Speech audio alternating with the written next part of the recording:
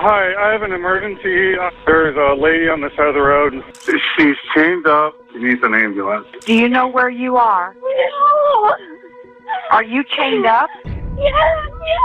And then I saw the small revolver. Take a deep breath, sweetie. Who chained you up? Do you know the person or were you kidnapped? When a young mother goes missing while out for a run, the news of her kidnapping makes national headlines. After 22 days of searching with no sign of her anywhere, her loved ones were beginning to lose hope. That is, until she miraculously reappeared, starved and beaten, but alive. However, the relief was short-lived. Her kidnapping was only the tip of the iceberg. It would take over 4 years to unravel the unbelievable and carefully organized lies. Nothing was at all as it seemed to be. Not much is conclusively known about the events of Sherri's morning on November 2nd, 2016, except for a few things. The 34-year-old mother woke up early inside her Redding, California home. Her husband Keith left for work around 7 o'clock. Sherri got her 2 young kids ready, fed them breakfast, and dropped them off at Pandora's daycare like she did every day. Seeing as her husband was at work and her kids were at school, these are the only few aspects of Sherri's morning that could be verified. But it's what happened next that would turn the lives of Sherri and her family upside down and leave the nation stunned. Supposedly, after doing some chores around the house, Sherri changed into some athletic wear and set out for a run. She stepped outside her front door, did some light stretching, then skipped off the porch and began jogging down the road. When Keith returned home from work around 5 p.m., his wife's car was in the driveway. He expected to walk in and find Sherri and the kids running around just like any other day. He stepped inside, and there was silence. This was extremely strange. Sherri was a stay-at-home mom, and she'd usually pick their children up from daycare by the time he got home from work. Still, Keith sat down, turned the TV on, and tried to relax. Sherri had probably taken the kids for a walk. Nothing too out of the ordinary. He sent his wife a text inquiring about her location, but got no reply. He called his mother, but she hadn't heard from Sherri either. He then used the Find My iPhone app on his phone in an attempt to locate Sherri's phone, and was relieved when it pinged at the nearby intersection of Sunrise Drive and Old Oregon Trail. However, his relief was short-lived when it appeared that nothing had been taken from the house to carry their 2 small children in. He called the children's daycare at 5:45 and learned they had never been picked up. As worry set in, he drove to find Sherri at the intersection where her phone had pinged. However, she was nowhere to be found. He pinged Sherri's phone a second time and located it nearby in the grass, abandoned. Not long after that, he made this 911 call. Hello, can I help you? So I just got home from work, and my wife wasn't there, which is unusual, and my kids should have been there by now from, like, daycare. I found her phone, and it's got, like, hair ripped out of it, like, in the headphones. So I'm, like, totally freaking out, thinking, like, somebody, like, grabbed her. Is her vehicle there? Does she not have a vehicle? She has a vehicle at the house. Okay, the vehicle is at the house? She's running. How? Okay. Yes, I'm in it right now, driving, and I took a picture of her phone on the ground before I picked it up. When's the last time you heard from her? She sent me at 10:47 asking me if I was coming home from lunch from work. Something happened to her, is the way I'm looking at it. I understand you're freaking out a little bit. We want to make sure we get your kids, make sure they're okay. Do you want me to wait right here for somebody, or? If you want to head back to your residence so they can contact you there, and in case she does return. Okay. Okay. Police soon arrived to talk to Keith, but according to him, he knew nothing about what could have happened to his wife. The immediate area was looked over, and after coming up with nothing, they organized a formal search. In the following days and weeks, the search area would grow, and so would the number of people searching. Neighbors, friends, family, and volunteers from all over California would join what ended up growing into a widespread manhunt for Sherri. All the while, Keith was at the forefront of the campaign to find his wife. While it's true that people go missing every day whose faces aren't plastered on the news, the rally to bring Sherri home garnered more media attention than anyone could have predicted. Before long, Sherri's picture was underneath headlines across the country. The story quickly caught fire, and Keith, as well as the police, were getting calls from media outlets left and right for intel on the case. But truthfully, there weren't many updates to give them. Investigators weren't able to lift anything useful from Sherri's cell phone.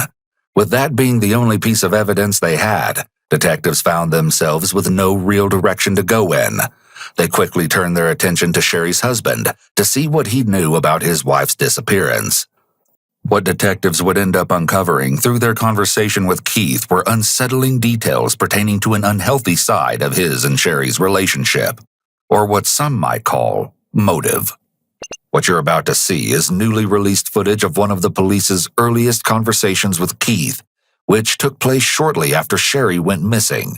The footage has been analyzed by a qualified team, including a licensed attorney, a licensed clinical psychologist, a former licensed professional counselor, and a licensed professional counselor. But like a normal route for her run, would she run on Old Oregon Trail to Paracast back? She would normally go to the mailboxes and back. Now, she's been running more and more.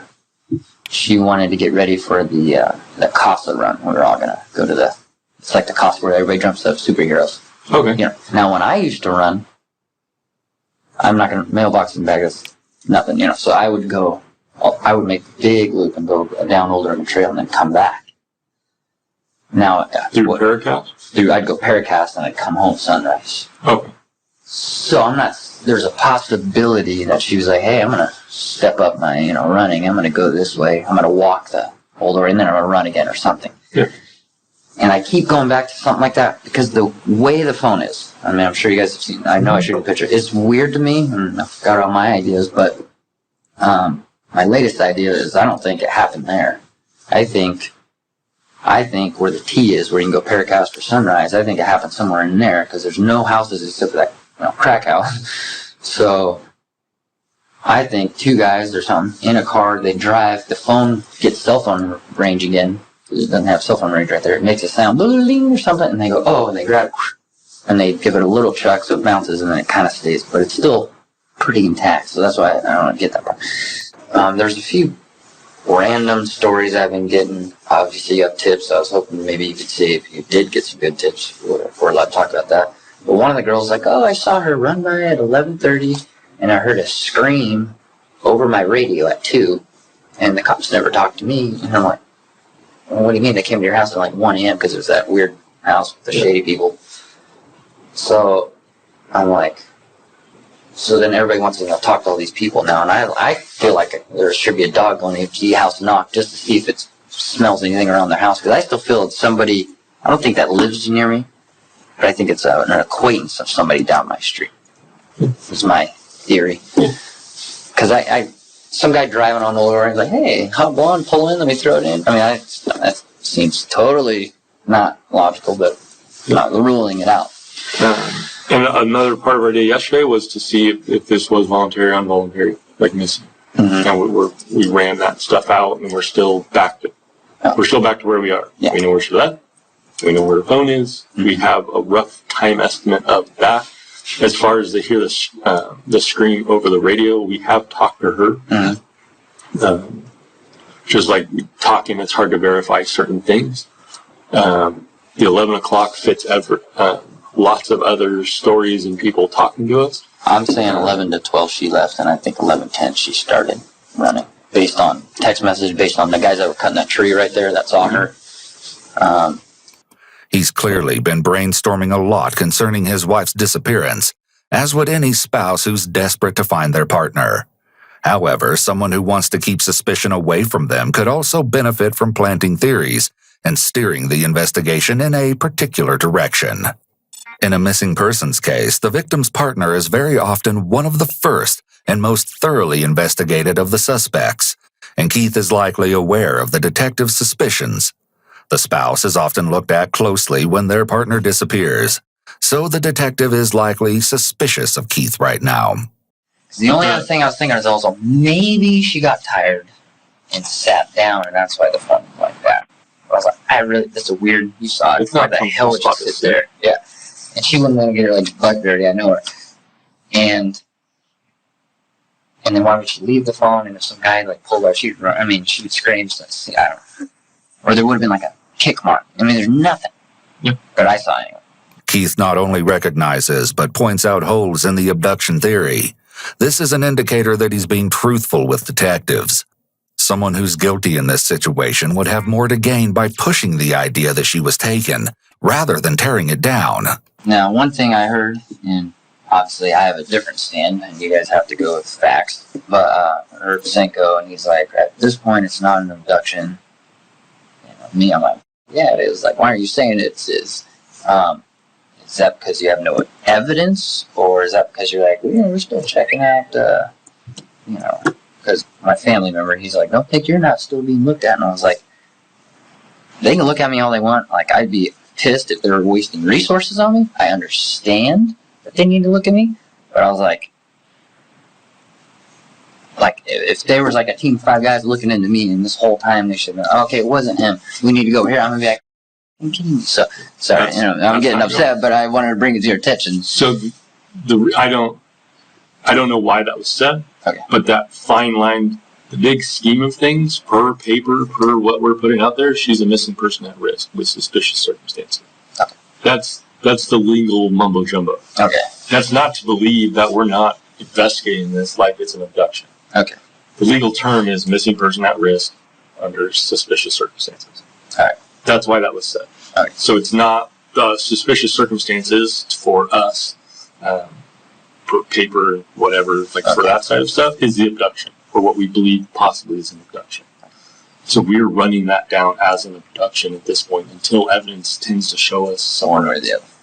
Most innocent individuals will be cooperative with an investigation, but they may express anger or dismay at being wrongfully accused. Given that this is a missing persons case, there's an even greater sense of urgency to find Sherri before it's too late. It's justified that Keith would be frustrated by the idea of police possibly wasting time looking into him.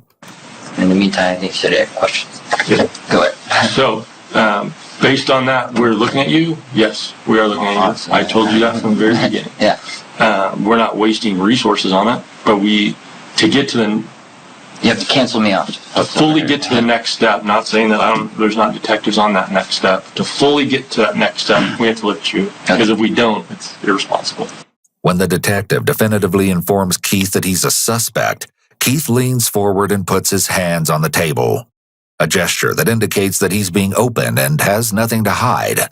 Though his mannerism suggests that he'd have no reason to be involved, the troubling undertones of their relationship might suggest otherwise.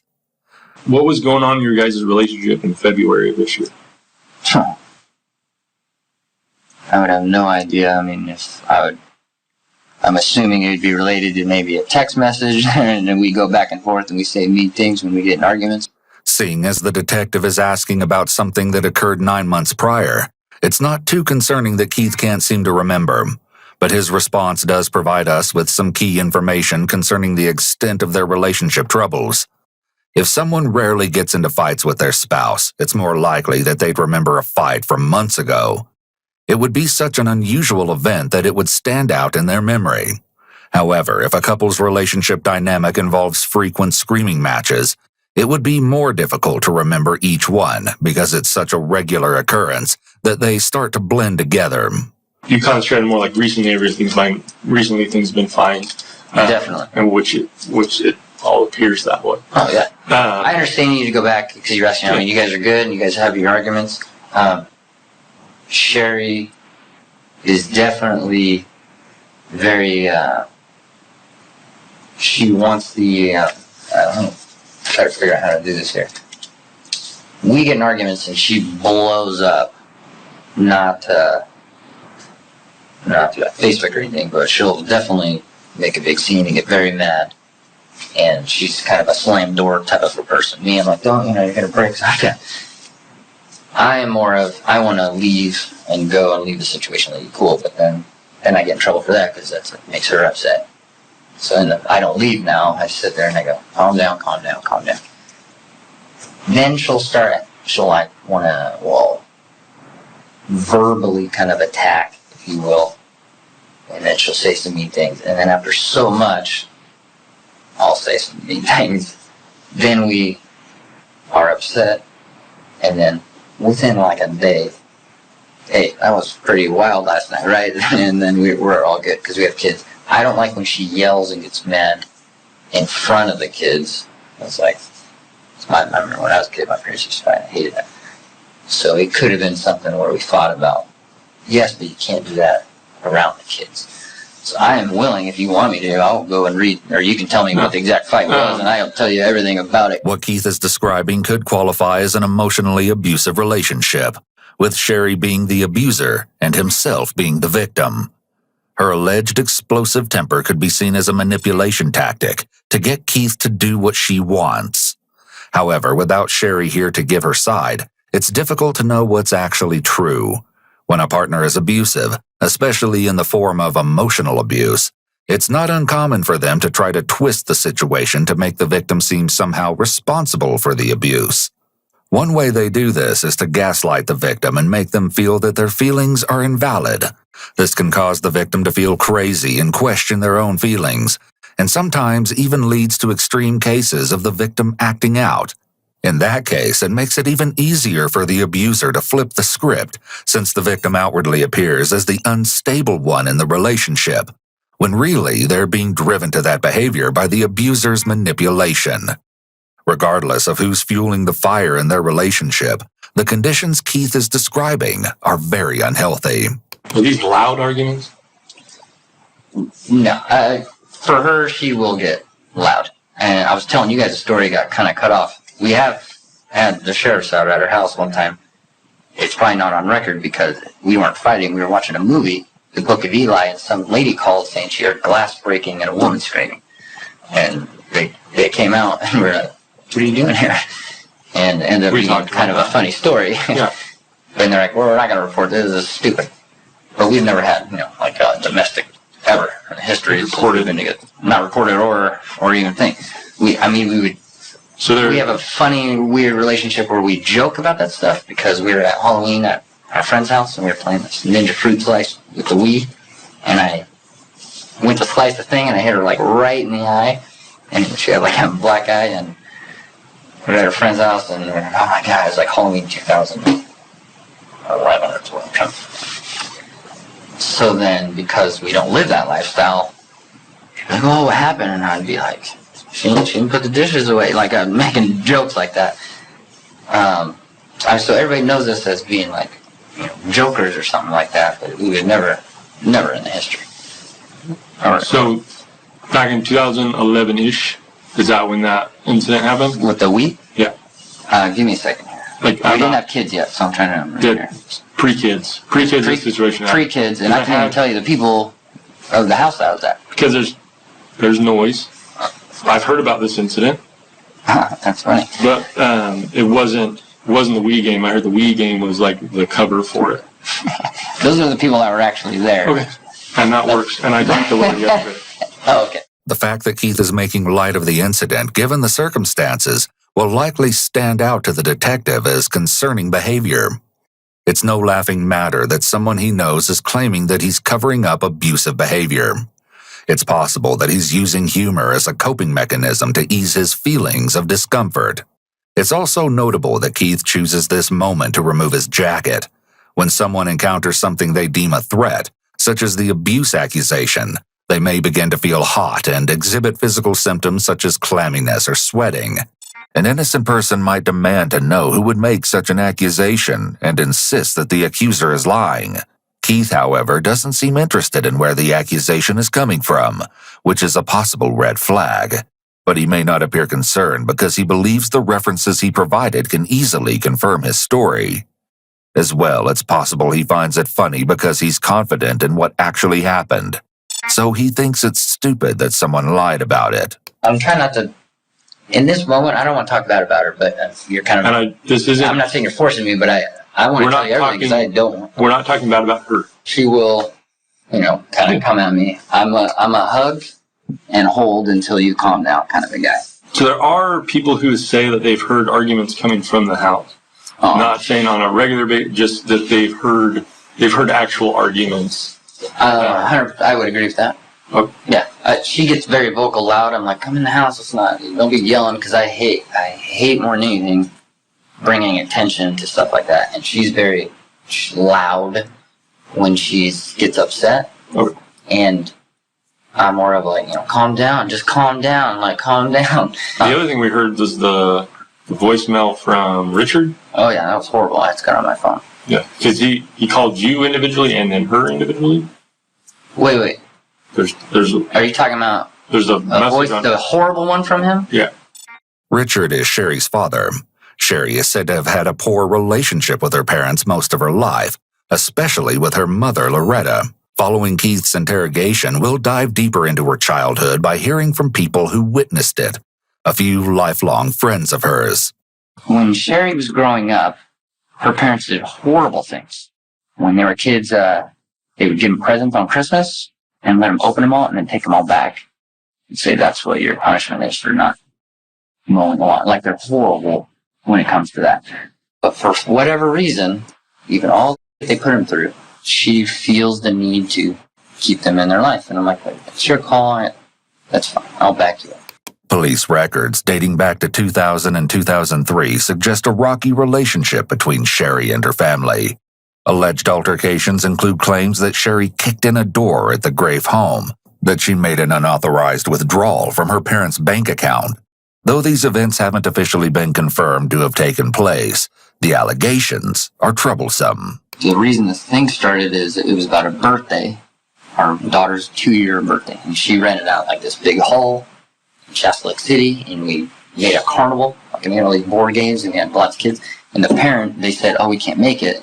We have a boat drag race." And then they got mad at her for scheduling it. Then the dad called, and he's like, "How dare you F this, you blah, blah, blah." I mean, you heard it. It was horrible. So she got that, sent it to me.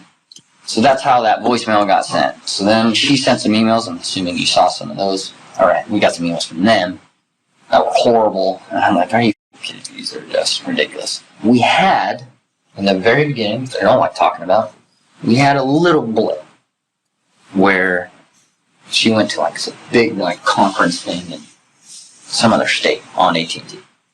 And there was like a text message, and met this cute guy, and whatever. And I came across this. What the fuck is this? We got in a big fight. I was extremely hurt. We didn't even have kids yet. I was like, I don't know, I don't want to get divorced. She didn't do anything with the guy, but I was like, this is, how the f*** are you doing that? I was like super scared and afraid. I was like, we're going to get a post. Not sure. So I went out and I got one. She's like, I'll sign whatever. Like, I didn't mean to do this, whatever. Notice that Keith describes the text message situation as a little blip. However, the resulting explosive argument clearly suggests otherwise. Keith might have a general tendency of minimizing the issues in his and Sherri's marriage. On the other hand, he might be downplaying their problems to dissuade the detective from looking at him as a suspect in Sherri's disappearance or a perpetrator of domestic abuse. He also seems to gloss over how exactly he stumbled across the text messages in Sherri's phone. The fact that Keith read her texts in the first place indicates that there was already some level of distrust in their relationship before that incident. But we make up, and then we both, we never get divorced. We'll never get divorced. Like, we're locked tight. We know that we go through these, and a lot of people are getting divorced. We're not that couple. We're looking for any shred of anything. Coincidentally, a series of text messages between Sherri and a man by the name of Donovan Misk found their way into the investigation shortly after her disappearance. It seems the two were communicating in the days leading up to Sherri's departure, and even trying to coordinate a time to meet up. In the end, they were unable to establish a feasible plan. Donovan was soon cleared of any involvement, as it was verified by his cell phone records that he'd never made his way to the Reading area as they discussed. The only thing I can think of would be her laptop. But if there is a computer there, and we're trying to find the skeleton life. Everybody's got a personal life, a private life, public life, and skeleton. Mm-hmm. So is that possible to get that stuff today?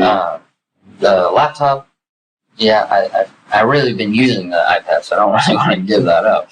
Although it may seem odd for Keith to not want to hand over evidence that could potentially assist police to find Sherri, this doesn't necessarily point to his involvement in his wife's disappearance.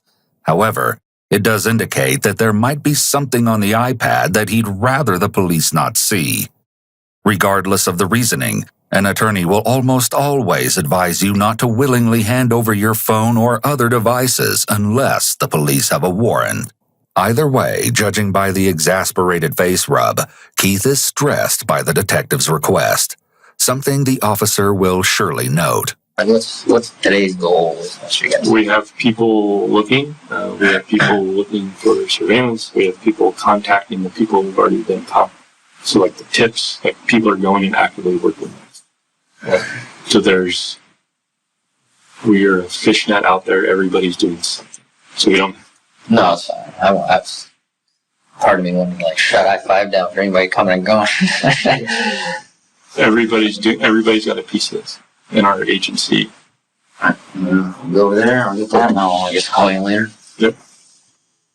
Keith wasn't the only one who could offer a look inside Sherri's life.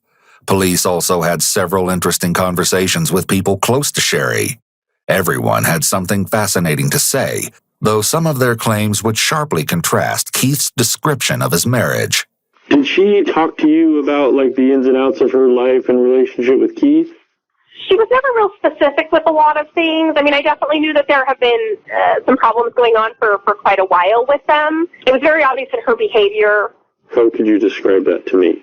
She would flake, which is something she would never do. You know, you'd make plans with her and she wouldn't show up, or she would give you some lame excuse as to why she wasn't there later. Has she ever made claims of abuse or anything like that on Keith's behalf to you? No. I hear she gets explosive when she's angry. Yes, I knew her as a kid. We always called her crazy. You know, she was crazy, she was wild, she was out of control. I'm not surprised, and I kind of feel like I'm the only person who feels like she ran away, but I really do. Has anyone told you that she has a history of running away? Do you guys know that this isn't really out of character for her? You know, she may have had a getaway plan that maybe she never thought of using, and then the day she went missing, I don't know if they got in a fight, I don't know, whatever. Maybe it was just she had a mental breakdown and said, I can't do this anymore, I'm done, and left. And my concern now is this has gotten so big, so fast. She's super she long. Ran away, and now she's decided, I had a mental breakdown, I made a mistake, I want to come home. She can't. Sherri's friend is very insightful here with her response. She is correct. If Sherri left on her own, then it would be very difficult for her to suddenly come back home without facing judgment and repercussions now, as police had become involved. However, there is a key difference between her having run away as a child or teen and what might have happened in this situation. If Sherri staged false evidence to make it look like she was abducted, she might have felt she couldn't allow it to appear that she left willingly, as that could make her look like a bad parent. If she cared more about what everyone would think of her versus how her family would feel about her being kidnapped, this could suggest she has narcissistic tendencies. So when Sherri and I were growing up, 15 years old, she ran away from home, went to San Ramon area, Walnut Creek. Well, we got back in touch with each other, and she ended up moving down to Orange County and with a boyfriend. She's had lots of boyfriends, lots of men in her life.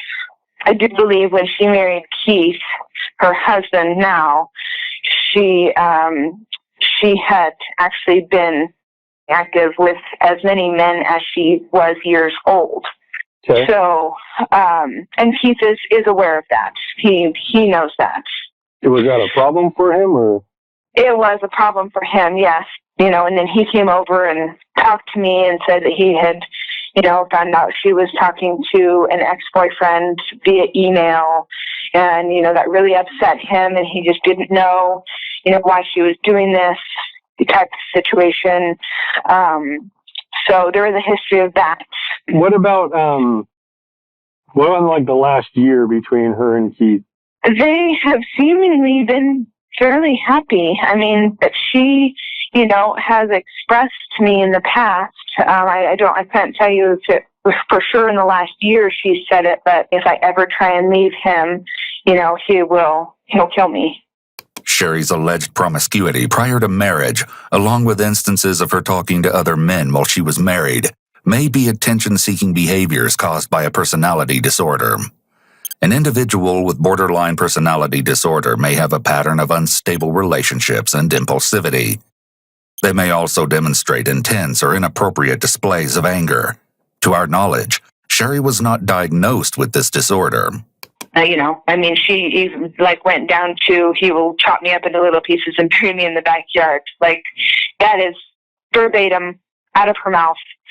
And one of just our questions around the office is why she's a stay-at-home mom and takes the kids to daycare. She really wanted the kids to be prepared for preschool, for real preschool and kindergarten.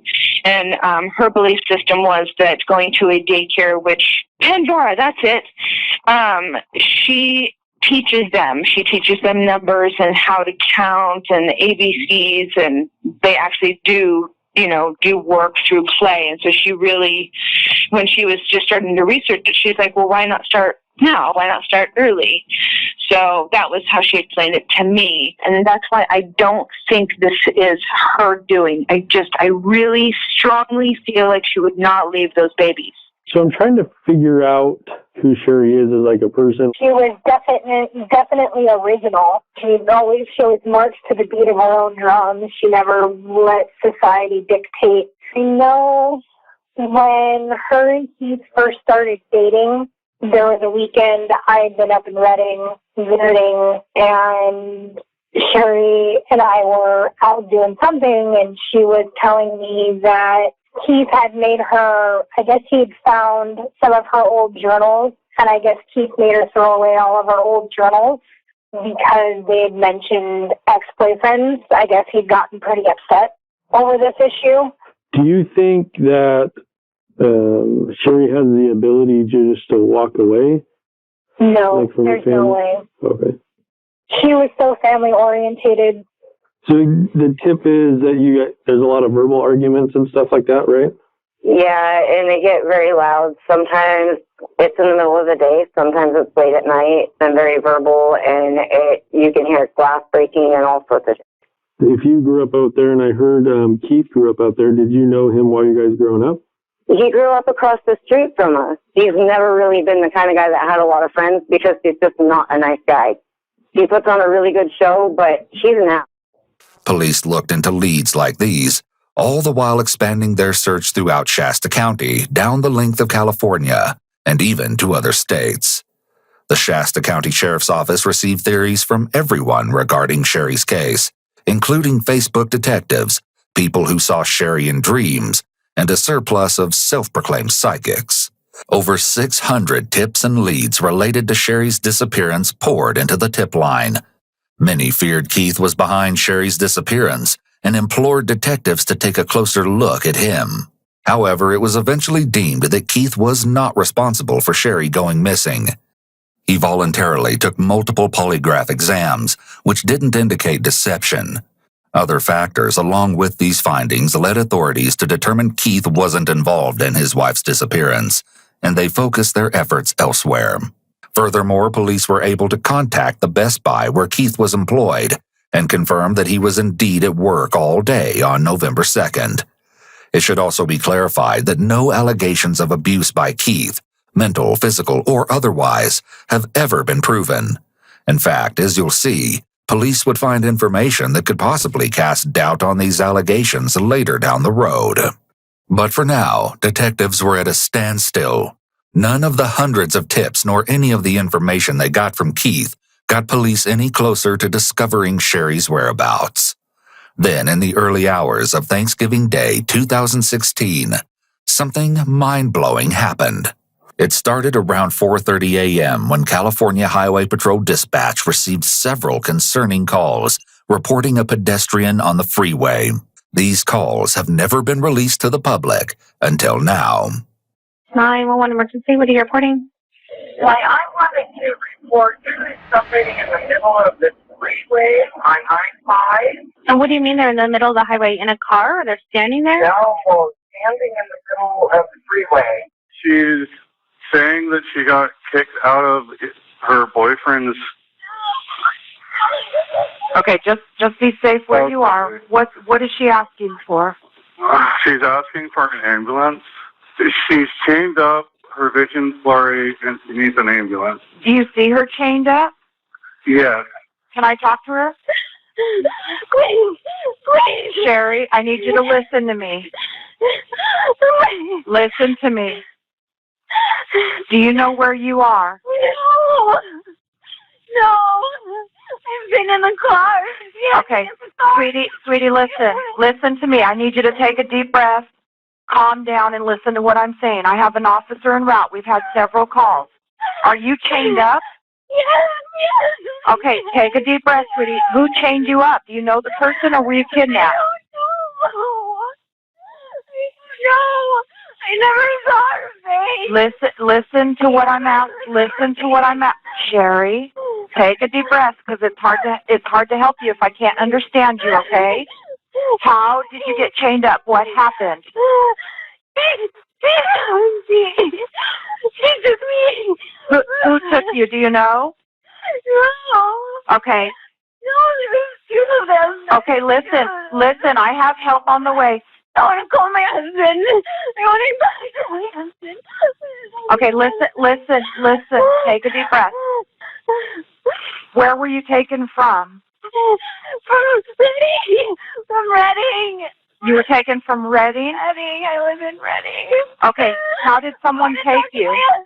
Okay, Sherri, we will get help with you and we will get your husband, but right now I need you to help me help you. Do you know how someone took you? How did they get you out from Reading? I want to call my husband. Ma'am, right now I need you to get me information so I can help you. We will get in touch with your husband as well. But right okay, I have officers and I have ambulance on the way. Right now I need you to talk to me. I want to call my husband. I want to call my husband. The young wife and mother who'd vanished 22 days earlier seemed to appear out of thin air onto the shoulder of Interstate 5. When she was found, she looked malnourished and her wrists and ankles were bound with a mix of zip ties and what appeared to be hose clamps. Around her waist was a thick metal chain held together by a padlock. Police arrived and she was transported from the side of the highway to a nearby hospital to be medically assessed. Official police records indicate that Sherri was reluctant to speak with authorities at the time of her rescue. One detective stated that she seemed irritated by the questions he presented to her. However, Keith encouraged her to provide what information she could in order to aid in the investigation. It was also noted that Sherri told a responding officer she'd managed to escape, while she claimed to investigators that her captors had released her. To add further confusion, Sherri stated to Keith that she should have just ran. If she had, in fact, been chained up, however, this clearly wouldn't have been an option. In addition, Sherri told Keith that initially the truck driver who'd pulled over to provide her with assistance had frightened her. She feared she was about to have to fight him off. Perhaps her strangest comments were in regards to the outcomes of the recent presidential election and World Series championship. After all she'd been through, it seems these items should have been the least of her concerns. Here we have a first look at the real photos of Sherri's injuries taken by police, some of which are stomach-churning and may be disturbing to some viewers. When she arrived at the hospital, doctors found a large hive-like rash covering her left arm. All manner of bruises, old, new, large, and small, across most of her body, a number of bruises on her face. Her lips were cracked, her nose was broken, and there was a deep hole in her left forearm caused by a burn. Most horrifically, she'd been freshly but shoddily branded on her back with a Bible verse by some heated tool. She would allege that her captors had told her she was going to be sold to a police officer who would like the Exodus branding that had been applied to her shoulder. Perhaps this was the explanation as to why she was reluctant to speak with law enforcement upon her rescue. Overall, though disturbing, her injuries weren't life-threatening. Police, of course, had to ask her the question that everyone wanted to know. Where had Sherri been for the last 22 days? What she told them was completely unexpected. She reported to police that she had been kidnapped while running by 2 Spanish-speaking women who tortured her, barely fed her, and kept her chained in a closet inside their home. She also mentioned being transported by her captors in a dark vehicle, the make and model of which she didn't know. Sherri discussed her injuries and ailments with the hospital staff, including the doctor who was tasked with assessing her condition upon her arrival. Sometimes if you are left enclosed for a while, you get kind of a heat rash here, and that's what that kind of looks like. He explained the likely cause of the rash she'd sustained. According to Sherri, the women behind her imprisonment even made her wear an adult diaper. But that's the most detectives would get from Sherri that day. Sherri was bandaged up and returned home to her family. Meanwhile, the sheriff's office was abuzz, now convinced that they were now on the hunt for the 2 violent female abductors on the loose in California. 4 days later, detectives visited Sherri's residence to gather more from her about exactly where she'd been for the last 3 weeks. Just ask you to tell us your information whenever we get going, and you just tell us everything as you want, and as we go, we'll ask some questions, clarify some stuff, and hopefully by the end of today we have a very good idea of what's going on. I mean, so you're, like Al says, you're in control. You need to take a break. Say when, and we'll go off air and all that kind of stuff, okay? I feel like sometimes it's easier with my eyes closed. Sure. Is that okay? Absolutely. Absolutely. You can do anything you want, other than assault me or hit Kyle. You can hit Kyle all you want. I'm good with that. Just don't hit me. Notice right off the bat how Sherri is sitting, very childlike, with her arms wrapped around her legs. She's exhibiting a lot of self-soothing yet juvenile behavior. It's very interesting that Sherri would ask to give her account with her eyes shut. When someone shields their face or eyes during a conversation, as Sherri has just requested permission to do, this is a blocking behavior that is typically considered evasive, and it can indicate that the topic is uncomfortable or distressing to them. Alternatively, it can also be a sign that they aren't confident in what they're saying, or even that they're lying. However, everyone handles trauma differently, and detectives must be mindful that a victim's individual needs are considered. Also, my skin is still very itchy everywhere, so I apologize. Everything is itchy all everywhere. No problem. Sherri's alleged itchiness could potentially be her way of preemptively explaining future self-soothing behaviors she may soon be exhibiting. Where would you like to start? I have no. Okay, so on November 2nd, 2016, what happened? Did my usual routine, fed the chickens, cleaned the house, cleaned everything, just the usual. Note her repetition of the word usual. She uses it to describe everything that was going on that day. By repeating that everything was usual, it keeps her from having to come up with details about what she actually did that morning. Nothing, yeah. Text message my husband to come home for lunch, which, looking back is quite embarrassing. He's like, thanks for, that last text message. Honey, will you please come home to have sex with your wife for lunch? So you went to daycare that morning, right? Do you remember that? Okay. Tell me about your drive to daycare. Not ordinary, just the normal day? Yep, absolutely. Just the normal. Fed the kids breakfast, dropped them off at Pandora's, nothing unusual. It wasn't even a hard goodbye. Sometimes they're like, no, don't leave me. And then when you left daycare, tell me about what you did after daycare. Drove back home. Okay. Did my usual. Put on my blue shoes. Went out to the chicken coop. Cleaned the coop. And then just started my usual cleaning, everything. After that present, got frustrated, changed into running clothes. Okay. I love so much that my husband knows my clothing so well that he knew what I was wearing. And what were you wearing? I was wearing that pink Nike hooded sweatshirt with the thumb holes that I hate. And the black tight I don't want to say they're leggings because they're a little thicker than that. The black, tight, stripy, not really stripy, just kind of black and white, speckled, we'll say. I want to be a better runner. I like to run, but it's difficult for me. So like getting back in the swing of it, I had an app that I would use that does, run this far, walk, run this far, walk, and it amps you up to like a 5K. Started running, saw the maybe there was 3 guys cutting a tree at what's his name's house? The guy that did our Toby. Thank you. Toby's house. So down Casa, turned right onto Sunrise. Got to the mailboxes, or just before the mailboxes started to slow down. I was just about to transition into walk. So it's run, walk, run, walk. Right when I got towards the mailboxes was right before it was going to say, now slow down. That's what the app does. We've listened to the app. It's pretty powerful.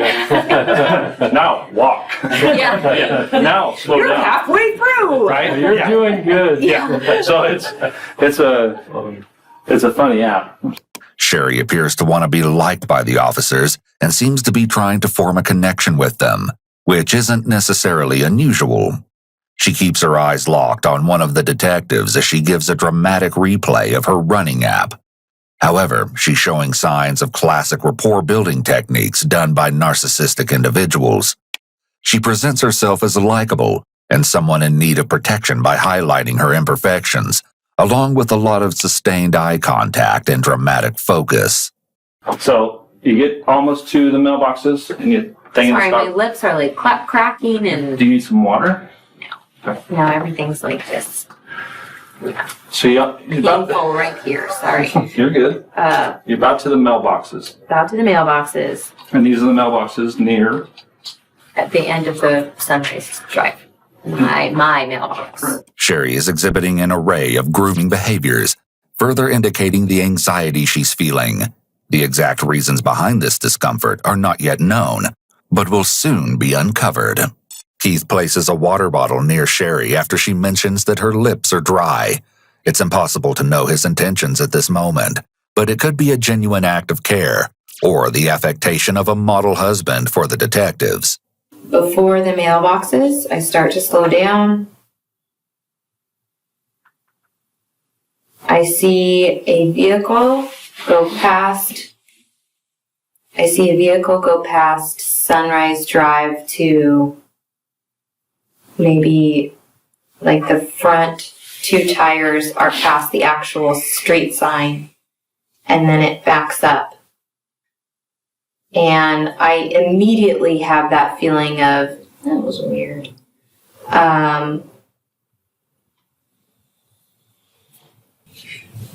You're doing good, Sherri. The window goes down, but it was a woman. And they back up. Traumatic memories are often difficult to recall and talk about. This is sometimes a result of dissociative amnesia, or the brain's proclivity to block out certain memories that it deems too distressing. This occurrence is a product of survival instinct and serves as a protective mechanism that can help the individual cope after a traumatic event. However, note that as Sherri started to talk about being kidnapped, her lips disappeared. This indicates that someone is experiencing a negative emotion. Disappearing lips does not always mean someone is being deceptive. It just suggests that they're likely feeling anxious. It's frustrating because I know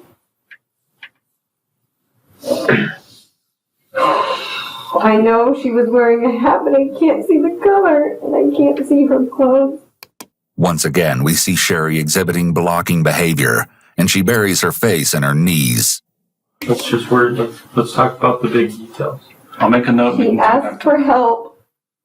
I want to say it's maybe like a hey or something to get my attention. Is that the passenger or the driver?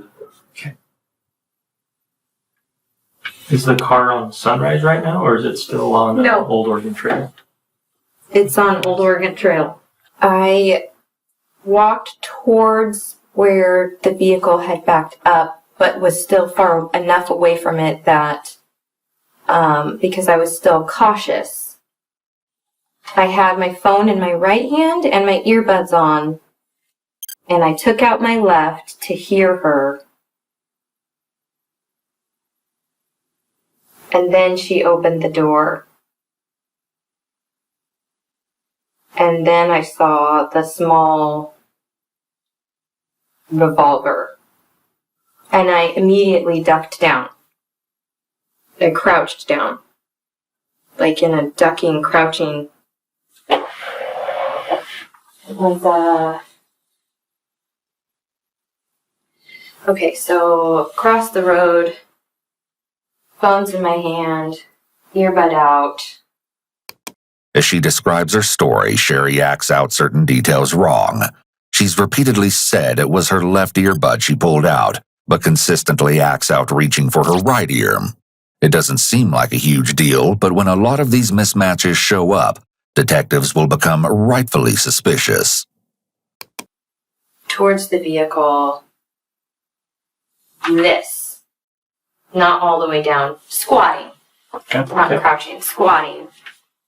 Laid my phone down. Perhaps in an effort to remember the details of her harrowing story, Sherri jotted down some notes that were later found during the course of the investigation. They included information about the alleged captors. The smaller, younger one had longer, curly hair, no bangs, and hairy arms. The bigger, older one had straight, thick, dark black hair and thick eyebrows. I can't remember if she said, we don't want to hurt you, we don't want to kill you. I can't remember exactly if it's, we don't want to something, we don't want to something, we don't want to something. And then I put my phone down. As soon as I set it down, I was so mad because I couldn't call my husband. And as soon as I set it down, and then I turned and I pulled my hair out because I had to run away, and I didn't, and I should have, and I just, that's all I. Do you want to come back up to the table? And then I got up and went this direction.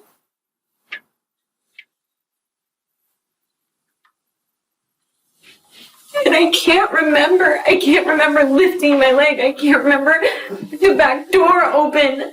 So sometimes your brain says, we're not accessing that part right now because it's not time. We're not ready for it. So I've done it in the past with different cases where you look at it from a different point of view. Okay? Because your mind, your body uses different parts of your brain to access different pieces of information. Okay? Believe it or not, that's what happens. Going back to before you see the car, if there was a bird, a bluebird, a robin, whatever bird you pick, sitting on the fence line, sitting on the mailbox, sitting on the telephone line, or sitting in the tree, can you imagine in your mind, looking at it from the bluebird's perspective, what is that bluebird seeing going on? Running to the mailboxes, cutting diagonally. I didn't cut diagonally until the vehicle stopped, backed up, and then stopped again. I stopped at the grassy area, squatted, pulled out my hair, had my hands up. That is it. Does the bluebird see which side of the car you got in on? The car didn't move after it stopped, so I would say that would be the passenger side. But you don't know. Just remember. That's fine. It seems that the basis of this trauma-informed technique is having the victim talk from the outside without engaging the emotions of the first-person perspective. This makes recounting the event easier and less traumatic. Does the bluebird see which way the car goes? Or what's the car do next? Yeah. It wasn't what I saw, it was what I felt. I was very nauseous. Okay. And cold. Is the vehicle moving or stationary? The vehicle was moving. It was windy. Okay. Windy roads make me nauseous. Do you remember getting out of the car? No. You had an observation or a thought that the back window in the vehicle was large? Long. Long? Yes. Okay. Describe, what do you mean by that? I mean, it's one of those, duh, Brian. Describe that for me. Not like a truck bed that's covered, like a SUV. Okay. But some SUVs are like shorter. Right. It was longer. You're talking about from side to side? Yes. You're talking about the back, or if it Not is the passenger door window. There was That's another window rear past the passenger door window. You and I are looking out Sunrise to Old Oregon Trail. Was the vehicle going this way? Yep. Okay. And then backed up. And then it backed up. So right now I'm pointing, that's northbound, and it backed up a little bit, then that's when you encountered. Northbound's the side that's closest to Sunrise Drive, correct? Correct. Yes, then that's it. I'm very frustrated because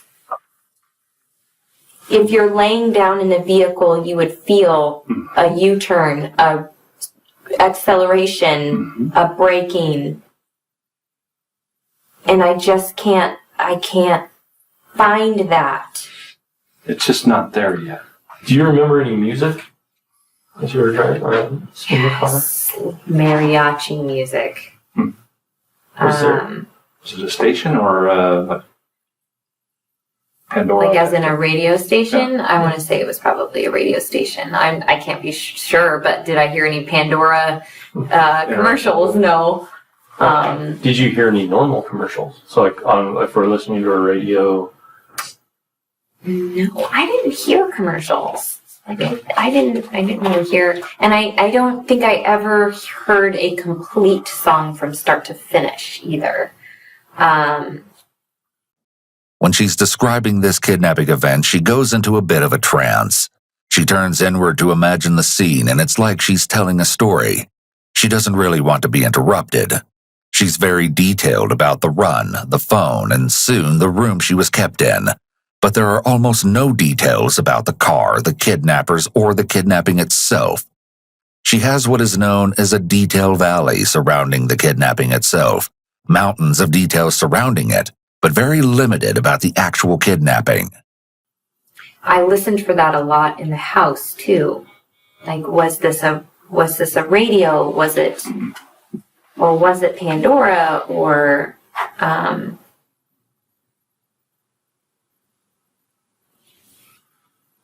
Since we've touched it twice, you mentioned the house twice or location where you remember. Can we talk about that? Start with you. Tell us. What would you like? The description of the room? Would you like the sounds that I heard? Would you like what I think was there? What would you like? What was the first thing you remember? The first thing I remember was the zip ties on my hands. And then the clothing that was very big. It was baggy clothing. It was sweatpants and a sweatshirt. And I did not have socks, and I was very cold. And there was zip ties on my hands. And I didn't feel good. I couldn't stand up. I was very dizzy. When you first had this in the sweatshirt stuff, is that the same stuff that you were found in the other day? No. How so? Because they would change me. Okay. This conflicts with Sherri's story upon arrival at the hospital. You likely recall the recorded conversation between Sherri and the attending doctor. Sometimes if you are left enclosed for a while, you get kind of a heat rash here. And that's what that kind of looks like. Along this arm here. Everywhere. It's everywhere. Is that okay? Were you in the same clothes for a long period of time without bathing? Okay. That's probably what's going on there. Because there was a drawstring on the sweatpants. There was a drawstring on the sweatpants, and the other one didn't have a drawstring. How many times do you think you were changed? Or had to change your clothes? Obviously at least twice. Was there? Yeah, I think maybe one more time. Did it seem like the clothes were new? Or old? Wait a minute. Okay.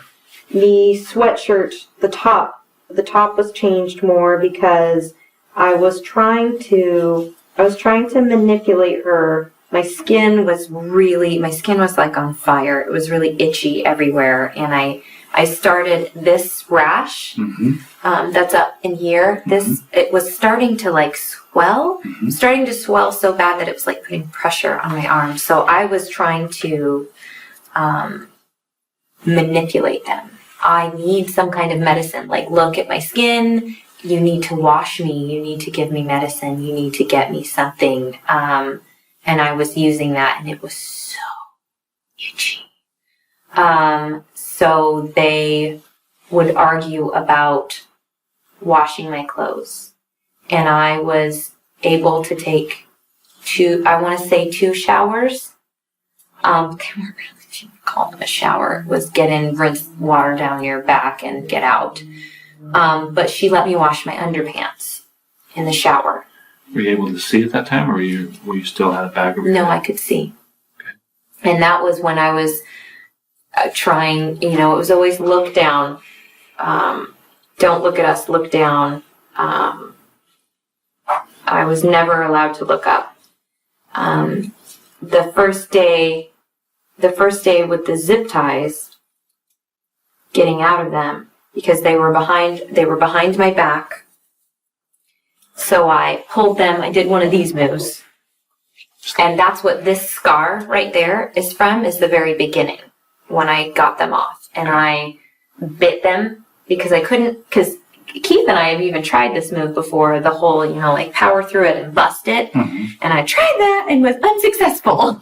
And it cut right here. And I was like, I remember doing this with Keith. How the F do I get these off? And I tried that several times, and I tried the power, bust it down, and that's where it cut in right there. And then I was like, I can't bust through them, so then I just chewed it off, and I cut my lip right here, and then I busted them. And then it was like I tried the door. I could tell that the door had a deadbolt at the top, so I couldn't open the door. And then they came in, and that's all I remember from that experience. No, there's something else. There's something else before I tried the door. There was something else before I tried the door. The windows? Sherri appears to remember some details vividly, such as how exactly she got a scar on her wrist from the zip ties. However, she's unable to recall other details, like any physical description of her kidnappers. When the person being interviewed appears to have a memory of extremes, meaning they either have an unusually good memory of events that happened months ago, or they can't remember recent events, it can be a possible red flag for deception. After I broke the zip ties, there was boards on the windows, and I yanked that fucker out of the wall super quick, and that's what got her in the room, was that noise. She came in, and then it was lights out. What do you mean it was lights out? I can't remember if I was hit with something, if I was stuck with something, and that's what I was asking too. If I was tased, wouldn't I remember? Or would there be a scar? Would there be a mark? Would there be a mark? It just depends if the probes made skin contact. How about the bathroom? What's that look like? I tried to hit her with something in the bathroom, and then the next time I went in the bathroom, everything was gone. The mirror was gone, the towel rack was gone. And you could hear, like if you put your head to the wall, because I did that often, you could hear very easily. And the insulation, it was freezing all the time. It was cold all the time. And there was a fireplace. I could smell the fireplace, and I could hear that creaky, when you move the handle to open the fireplace, it was that creaky. A minute ago you said when I was on the cable, were you tethered to a cable? There was a chain around my waist. Okay. The cable I could reach all the way to the bed, couldn't reach the door, couldn't reach the window. At all times, there was a bucket in the closet. That's what I used to go to the bathroom in. There was a dresser, but after I ripped this up, when I woke up, it was no longer there. Where was the dresser the first day you were there? Here. Was it tall, like a man's dresser, or like a short, long, like a woman's dresser? 2 dark colored 2 drawers. Okay, so like more like nightstands. Yeah, more like that, I would say. 1, not 2, just 1. Was the mattress directly on the floor? Yes. Okay. Do you remember anything in this area? No. Was the cable affixed to the wall and like the cable was loose? The cable was affixed to a pole that went up into the ceiling. Okay. So we have this pole that was anchored to the roof somewhere. Correct. What was on the pole? The shelves that I couldn't get out. They were like super bolted in. Like they'd added more stuff to it. Okay. To not get them, because the first day when I broke my fingernails, it was trying to get the screws, trying to undo the screws. And that was like on these sides? And yes, and trying to get to where the drywall was, because there was drywall, but I couldn't. And trying to move that pole, but I couldn't move the pole. The pole too, it wasn't just like a pole, it was like almost, it's not quite rebar. It was, okay, so think of if you had a screw that was big and long and you tried to grab it, it would like cut your fingers almost. Is that making any sense? Like a lag bolt? I don't know what that is. It's a big screw. Yeah, you described it lag bolt. It's a large wood screw that kind of similar to like rebar, but it's for... Yeah, it wasn't very thick. No. It wasn't like I could grab it with both hands. It wasn't thick enough that I had to do this. It was... You put it in your hands. Yes, Like but I couldn't grab it. Like those were some of the hand? first injuries that I had, was trying to rip the stupid thing out, and I made my hands bleed a lot. That there was just, it wouldn't give it all. Does it go through the shelf? Yes. Okay, so if this is the shelf. If I could have gotten the shelf off, I could have gotten out, because I could have pulled the cable just straight off of it. When Sherri slams her hands down on the table for emphasis, the emphasis is severely delayed, indicating a mismatch between her thoughts and her speech. It's possible that she has so many things going on in her mind as she's remembering this traumatic event that she can't keep up. However, it's also possible that Sherri is being deceptive about her attempts to escape. It was the shelf that I couldn't get off.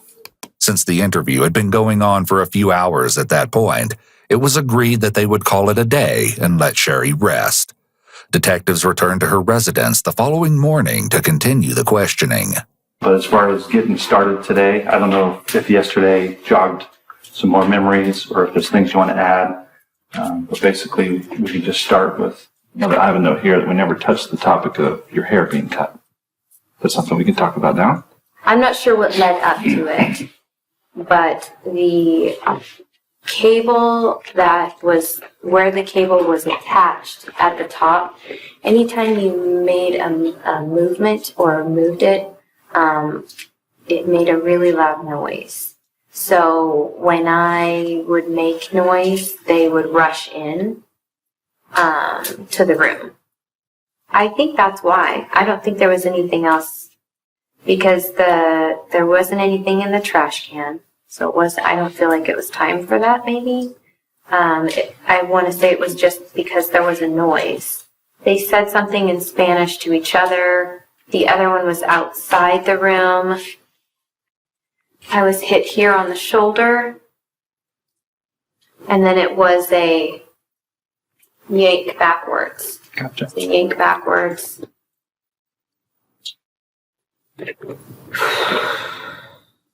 I feel like it happened really fast, but not. I don't know. That's fine.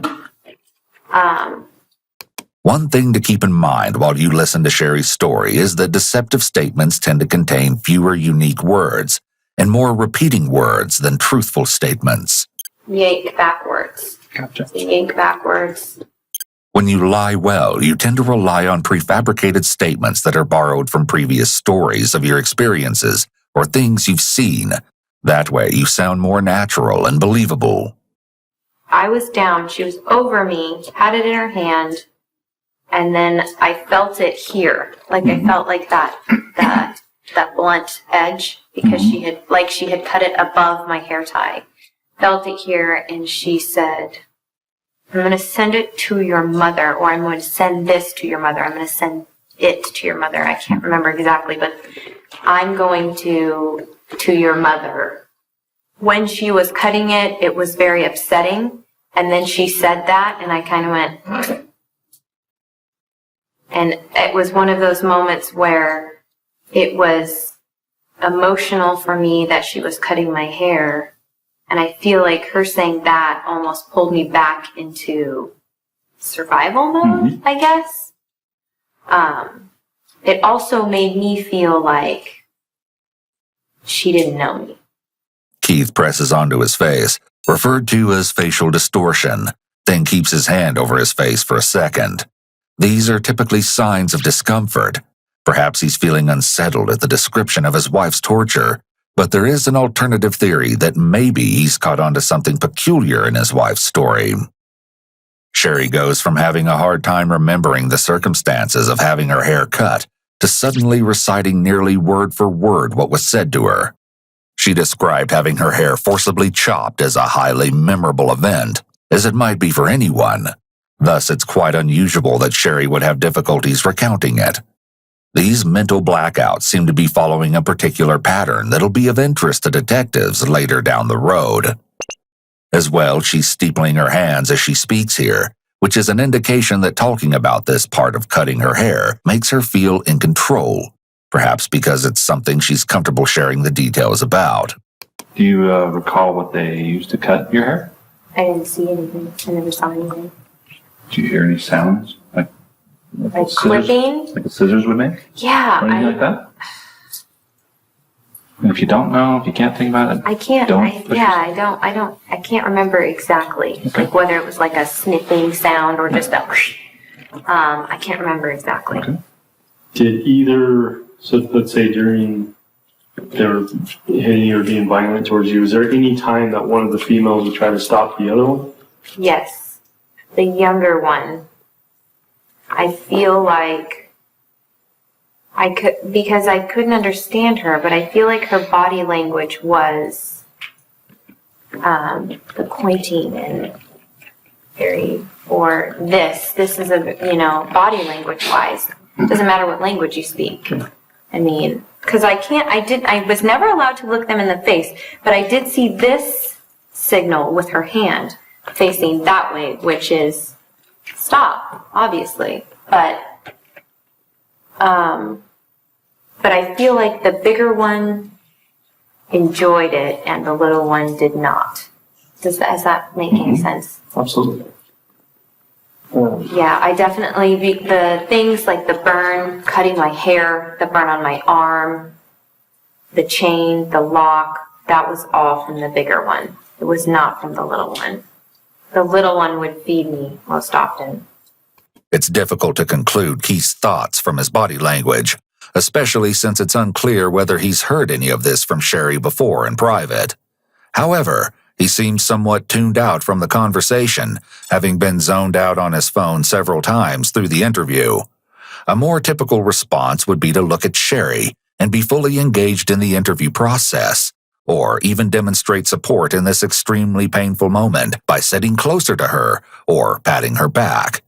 Keith's emotional disconnection could possibly be the result of antisocial or narcissistic traits. Or perhaps these details are simply painful for him to hear, as they're reflective of the idea that he couldn't protect her, and so he's distracting himself from listening closely. What'd you eat? Or what'd they give you to eat? What's it called again, Dave? I keep forgetting the name of that. Cream of wheat. But it was like dry, like barely mixed. And rice, tortillas. One day I got 2 apples, a cracker, and sometimes it was like scraps, like the fat off of a piece of meat or something, like they had just scraped it off of a plate. Did you eat regularly or just sporadically? Or did they bring you food? Was it? No, it was maybe once a day, but it was hard because I feel like every time I would somewhat get on a routine to exercise my mind of this is the time of the day, because my body was starting to get hungry at the same time. I was always hungry, but like I would exercise at the same time and I would try to get a routine down. It would change as soon as I feel like maybe. See, it's hard because I feel like sometimes I felt like it was the next day, but then it could have been the same day. Or it felt like a day had gone by, but then it didn't because I would wake up at different times and I would fall asleep at different times. I don't think it was more than once a day. You said you exercised your mind. What were you doing? What were you doing then? I would sing the song I sang to.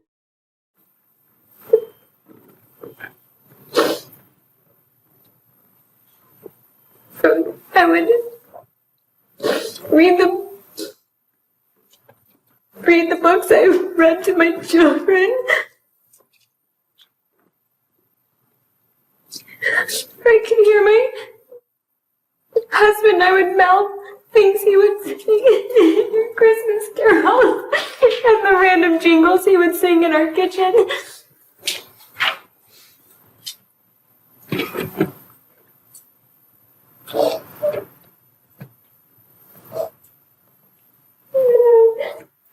A lot of times it was, if Keith was here, what would Keith do? If Keith was here, what would Keith do? Do you know how you received most of those injuries on your legs?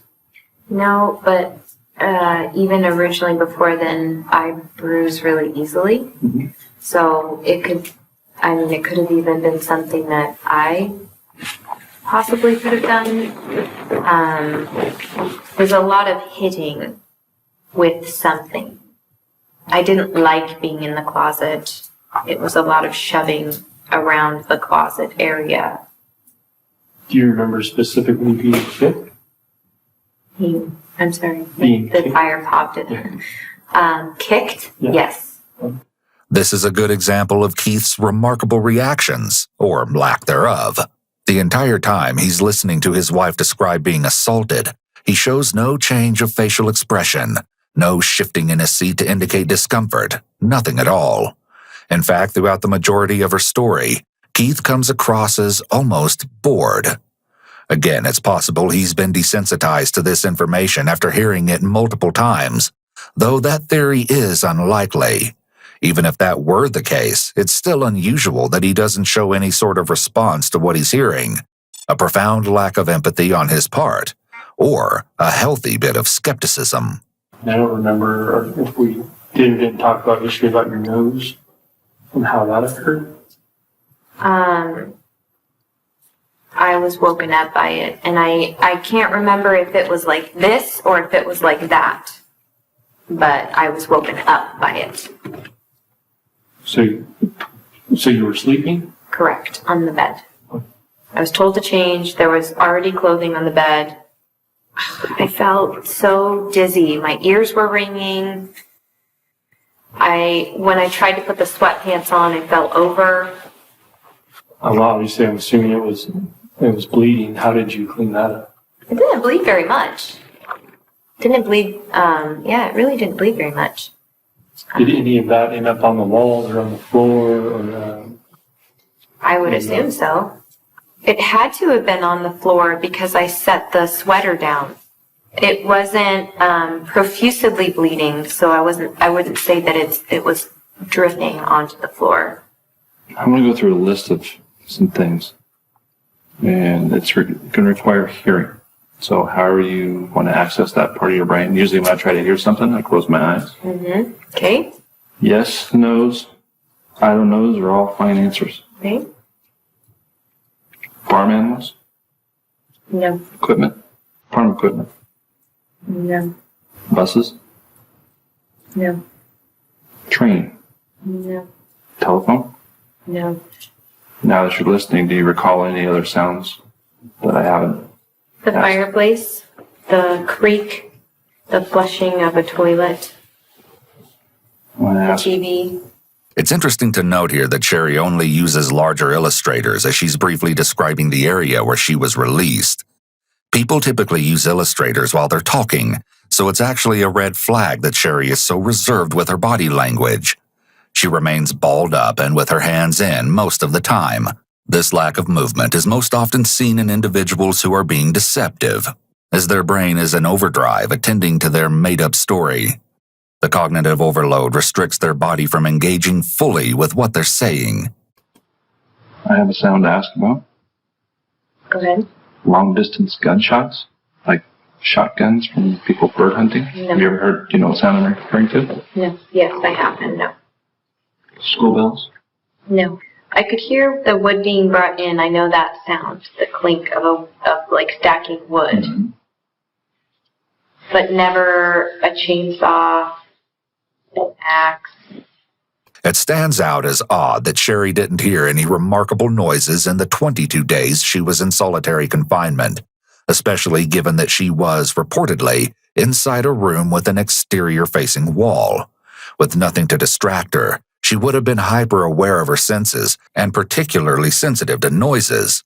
Also, the speed with which she's declining each prompt has an air of dismissiveness. She's taking little to no time to think back on the proposed sounds. Up to this point, Sherri realistically has revealed little to no information that can narrow down the search for her kidnappers. But the detectives very patiently carry on. Hear any barking dogs? No. I did on the last day. That's scary. What do you mean? On the road. On the road near when I was trying to go to the. Let's talk about it. I'm sorry. Let's talk about that. I interrupted you and talked over you and didn't hear you. Sorry. Let's talk about that. Since it's there in your mind. The barking dog was when I was trying to figure out how to get into. Can I ask you what was that? Is it a shipping yard? Is it a junkyard? What was that? Fenced-in area next to the freeway. Well, there's two. There's like a lumber yard and there's like a propane yard.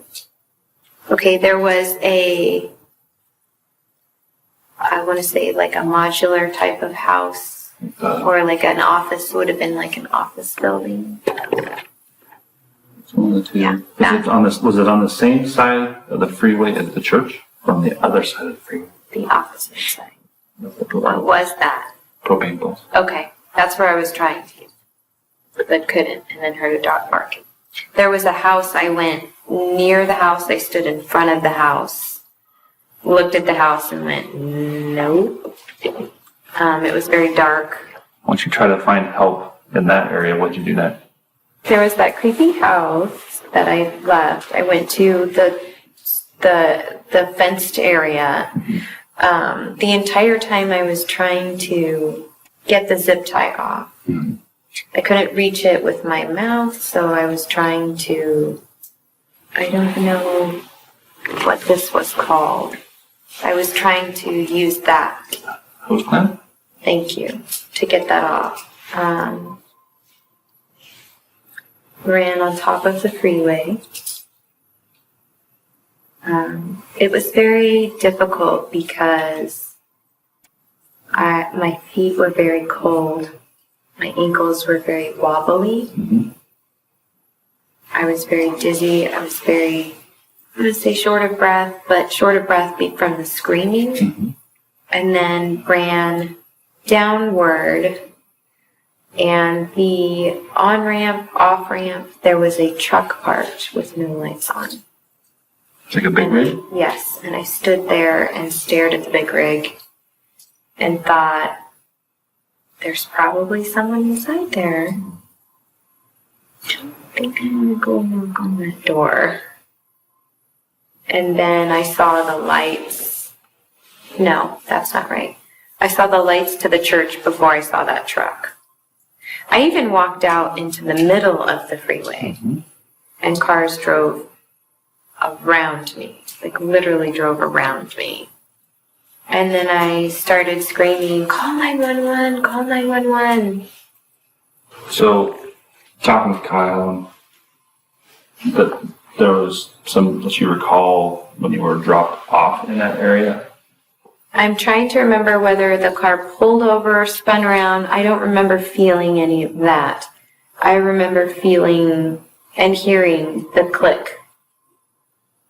clipping, and then get out and falling out of the vehicle. I don't remember if she touched me, if she grabbed me, if she pulled me. I remember falling. It didn't feel great. So one of your hands is free, and if I remember, it's your right hand. But, Correct. How did that become free? There was a clipping noise. I'm not sure. I'm trying to think if there was the cable. I didn't hear like the clicking noise that like handcuffs would make, certainly. I feel like it may have been another cable here, under here. So how long was your hands to your waist? Was that something new? Oh, that was new. Oh, You mean the zip tie? yes, Yeah. the zip tie. This was new. I don't remember this being put on. I've been searching my brain for that. I don't remember the metal pieces being put on, and that is very frustrating because that's something that I should remember. So I have a picture of your legs that I want to show you. I want to see if you recall being kicked or stomped. I'm looking at your right shin area. When needing to lean in closer to the detectives, Sherri engages in a significant amount of shifting her clothes and other grooming behaviors. In addition, her blinking rate increases. Nervousness often triggers a heightened level of physiological arousal, which can manifest as fidgeting or other subconscious behaviors. Blinking excessively might be a result of this heightened state. Blinking helps to keep the surface of the eye moist and lubricated. When you're nervous, your body's stress response can cause changes in tear production and evaporation rates. Blinking more frequently can help to replenish the tear film and maintain eye comfort. Do you remember anything about being injured there specifically? In this area here on your shin? Not specifically, no. I feel like every interaction, something's hurt. Gotcha. But you do recall being kicked or Yes. stomped on? Hit with objects, kicked, stomped on, yes. Slapped, punched, Yes. whatever? Yes. Okay. Never slapped. Okay. I feel like I have a good enough sense on how the brand occurred. So I don't need the play-by-play. I just have a couple of questions if you're okay with that. Yes. Let's get it over with. So obviously there's each lettering to it. Was it all at once or was it several different? It was separate. It was a long page. And was that in one extended time period or was it over multiple days? Or All done in one extended time period.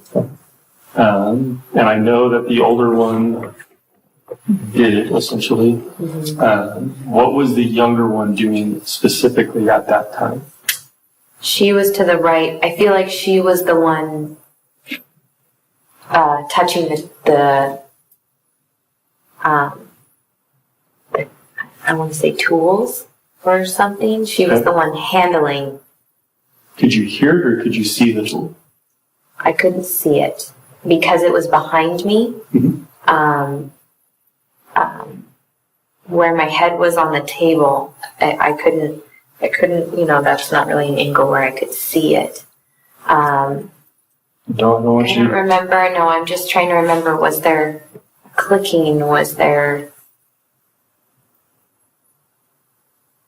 I remember the sound. Give me some. You should give you something. I'll give you a pen. Like that kind of sound. The setting down. I know this is redundant, That's okay. but I will paraphrase so you can just say yes or no. Or say, no, Brian, you're wrong. This is it. Having talked with you the last 2 days, having spoke with Keith through Kyle and all that kind of stuff. From the day that you left until the day that you were only at one location to the best of your knowledge from the time that you got picked up to the time that you were released. Oh, yes. Because that yes answers about 50 tips I got to close out. Because you've been seen in Nebraska. Oh, God. You've been seen in Reno. Okay, that's what I'm doing right now. I'm cleaning up a lot of that crap. Okay. Because I have to address each tip, one way or the other. There was only 2 car rides. A car ride in and a car ride out. Thank you much for that. Mm-hmm. To the best of your knowledge. To the best of my knowledge, yes. Additionally, and to the best of your knowledge, you don't recall you physically going in to a store of any kind. No. You don't recall ever being in the back of a pickup truck. No. And that's stupid. That's Brian, okay. Brian, you're annoying the shit. That's okay. But it's not, this isn't me. I understand. I'm addressing the masses. The detective isn't phrasing these questions in the most optimal way. By beginning the questions with "you don't recall," he's using an unnecessary memory modifier, which effectively weakens the inquiry. Rephrasing the question to be more direct, such as asking, "Did you physically go into a store?" would generally yield a more meaningful answer. When you physically left that residence or building that you were in, Okay. and you got outside to the steps, you went through a doorway. To the left, To the to doorway. my knowledge. I went out of the doorway and stumbled down to the stairs, and then I want to say I'm leaning towards turning left. Okay. Was the door swinging inward or outward? I don't know. The blog that surfaced from a while back about the Hispanics and some thoughts or comments that people are spinning up. Can we clarify some of that stuff? Yes, and it's awful because there's so much that my family is going through, and my life wasn't perfect before this. It's just an awful feeling that all of everything and the made up things, it's just a disgusting, yucky feeling of what it's doing to my family. Well, these are things that will, until we can put them to bed, until we can resolve them, that regardless of how long this case goes, we get people in custody, it's gonna resurface. And so the best way to deal with it is to deal with it on the front end, officially.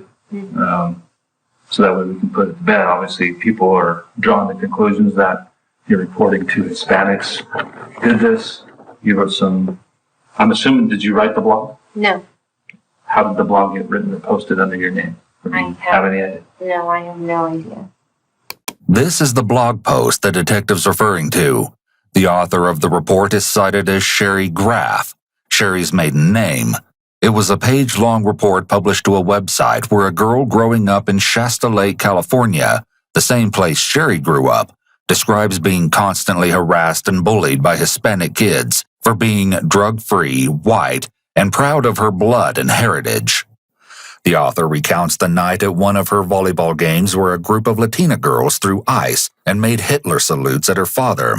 When the author confronted the girls, one supposedly attacked her, and the author proceeded to beat her up badly, breaking her nose and splitting her eyebrow.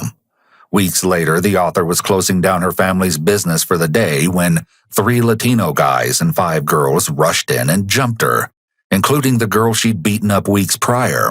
However, the author fought back valiantly until eventually the attackers saw they couldn't defeat her, so they all suddenly ran out the door. The courageous tale ends with the author limping 9 blocks home with a fractured leg, but living to fight another day.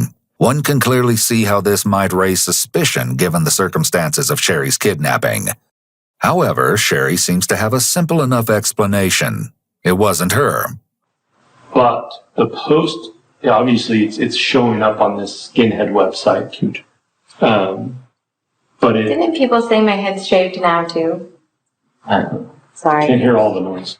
But it originates from a MySpace account. We call them blogs now, but it's not. It originates from a MySpace account. Have you ever had a MySpace account? Not that I can remember. I mean, It's old school. yeah. I mean, even the Facebook page that I had was for a very short period of time. It's not for a very long period of time. Prior to all this stuff, have you guys ever seen that blog before? Or ever heard of it? I've seen You know which one I'm referring to, right? The one about the teenagers never- behind her dad giving her shit. Yeah, You know, like that I've seen something similar to that. The one that is out there now, no. When we had found it, I contacted a lawyer about getting it removed. And they had discussed, this is... Finding out who created it. Yes, this needs to be removed. It's obviously not me. And he couldn't get anywhere with getting it removed. So the Keep Walking article, that's the one that's been focused and recently, that is similar to a past thing that you guys dealt with. Correct. And then this past one, there's a picture of what? Of what? There's a photo of her when she was very, very young. And it's like she's looking up in the air. It was like a picture from like the youth conferences, like the church youth conferences that I used to do and stuff. It's cool. But it is a true picture, not something that somebody manipulated. It's an old picture that somebody obviously got hold of. It was like from like my websites from the church stuff that I used to do. Okay. It was like from like almost like I don't want to say a group photo, but it was from a function that I had participated in. Bottom line, it's even more elaborate now, it appears. I don't remember it because it's so long People ago. are trying to spin it off as that this is the catalyst for what happened to you. No, and I'm trying to shut I mean, that a week before that, I did it for the money, I think. I'll address this. Yeah. So That's why we're here. Hey, Yeah. remember yesterday we talked about some things that were going to be hard? Yeah. Going to irritate Well, you? this is where And we that's come in where about this the is media hard as a for beast, me and because I have to deal with all this dumb thing. But So 500 tips. I wasn't. When I do about You know 10. what? I wasn't a perfect person before this, and that's But what do you mean by that? crap. So You let's, know, what do you mean by that? I skipped school and Ran away? did dumb kid stuff, and I had a really relationship with my parents. Excuse my vulgar language. And I lived at the Heart Center for a long time. Okay. I stayed in my high school gym at some times. I mean, it. The interview came to a close, and armed with information from the victim herself, an army of federal and state agents officially commenced the search for the pair of kidnappers. Everyone waited eagerly for a conclusion to this story, but for 4 whole years, authorities would make no important discoveries. They were only able to pick up bits and pieces of relevant information, such as this surveillance video taken from a Kingdom Hall, which sat in the area where Sherri had been released by her captors. In this eerie footage, we see Sherri creep into the left side of the frame, just minutes after being let go. She appears to be looking around in a desperate attempt to get her bearings. Then she runs across the parking lot and into the darkness, disappearing out of sight. Over the years that the investigation was active, the Papinis regularly stayed in communication with the sheriff's office. Sherri received $30,000 in victim compensation funds from the California government for psychiatric care. And with the love and support of family and friends, she was able to reassimilate back into normal life after her ordeal. No one questioned Sherri about her kidnapping, except Keith, who tried to help her remember details. There was no reason to. Everyone, the detectives included, only wanted to help her. That's exactly what makes this next part so unsettling. After a long, painful wait, there was a miraculous break in the case that detectives couldn't have expected 4 years prior. Thanks to recent advances in DNA forensic science, detectives are sitting in front of Sherri again in 2020, this time with the case broken wide open. So obviously it's been a long road, incredibly long road. But some stuff's come up. So we've always had the DNA out there in the world. Sorry, Tom, before we get too far, obviously, just like always, thank you for coming. We appreciate you taking the time to come talk to us. As always, your presence here is voluntary. Yeah. You can go at any time. And all we want is truthful statements because it's a crime to lie to federal officers. Wow, yeah. So there's always been DNA out there, and we've done test after testing.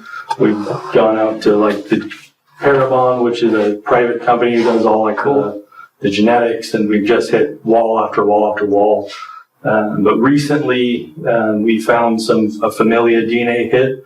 So what that does, it just tells us it came from a certain person. So like the mother or the father or a son or an uncle or however that is, it just hits that like somewhere in this family tree is where the DNA comes from. Okay. So with that, we open up the investigation. We go into who could it be within the family. So once we started opening up those doors and looking through the family members and just trying to see Facebook stalking them, criminal histories, just that normal investigation that we do once we start looking into things, we started finding some interesting things. Okay. So one of the things that came out to us, is there anything in there that looks of interest or notable? When DNA testing is mentioned, Sherri scoots her chair closer to Keith's. She may be feeling uneasy and seeking her husband's support. It appears that she doesn't want to face whatever news the detectives have alone. Sherri is sitting remarkably still as she listens to the detective. She may be experiencing a freeze response, the ceasing of all movement and sound, which happens when the mind perceives an immediate threat.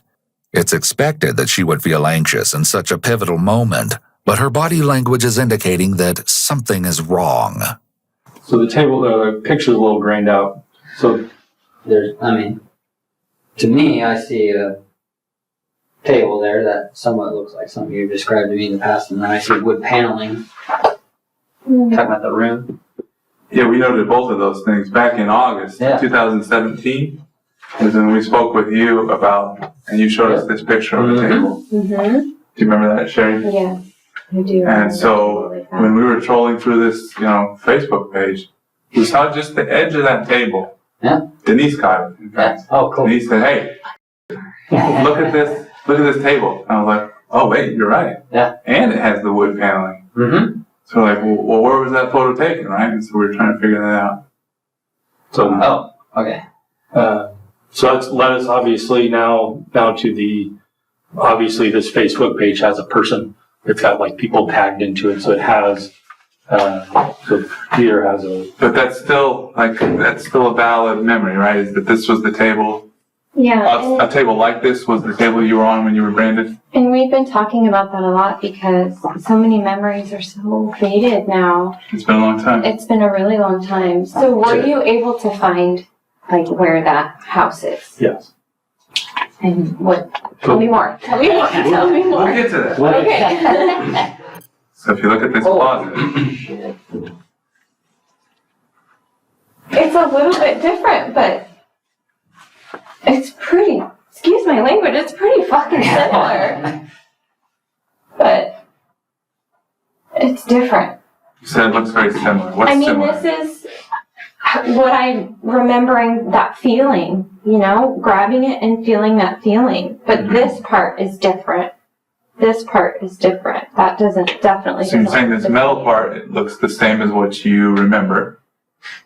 But this piece right here. This part doesn't look the same. The window. With the wood paneling. Trying to ignore the TV and stuff. I don't think you had a TV with you, right? Definitely not. While a considerable amount of time has passed, so the initial trauma might have abated somewhat, it's still unusual that Sherri is laughing here. It is possible that the laughter is an attempt to lighten the mood or memories, or it may also be more of a nervous response, not knowing what information the detectives are about to confront her with. What am I looking for the window? Do you want to know if it's the same height? Well, the type of window, the wall itself, anything from these photos that make you believe that this was where you were being held. I feel like this wood paneling is too thick, but You mean this there way? was wood paneling, but I can't remember something like that being there, and I don't remember. So one of the things that we always noted in the bathroom description is just the weird layout of the bathroom. So do you remember the layout of the bathroom? Yes. Well, Let's talk about the description, best description, and then we'll start showing some but pictures. there's door, toilet, sink, tub. Is that what you mean? Yeah. You walk in the door, first there's a toilet. Yes. On the Right on which side? If I'm. Shit's a It's word been a while. rule, just in general. I am. I don't know. But whatever, you walk in the door, on one left or right, you have a toilet, then, I want to say. What? I'm sorry. that's fine, I want to say toilet on the left. okay. If we could go back to the closet really quick though, I remember when you were talking about being chained into the closet and trying to figure out a way to get loose. You talked about working on a screw, right? Uh-huh. And what happened to that screw when you were done with it? I dug a hole in the wall and poked it into the wall. Okay. Because this is an interesting photo as well. Is this in the closet? That's in the closet. No, it was drywall. It was into the drywall. It was into drywall, but By the electric plug, I remember yeah. Okay. So maybe not that one. So, we're showing you all of this because ultimately this is the house that you were at. We talked to the people who live there. We found the house. We found who was involved. We talked to who was involved.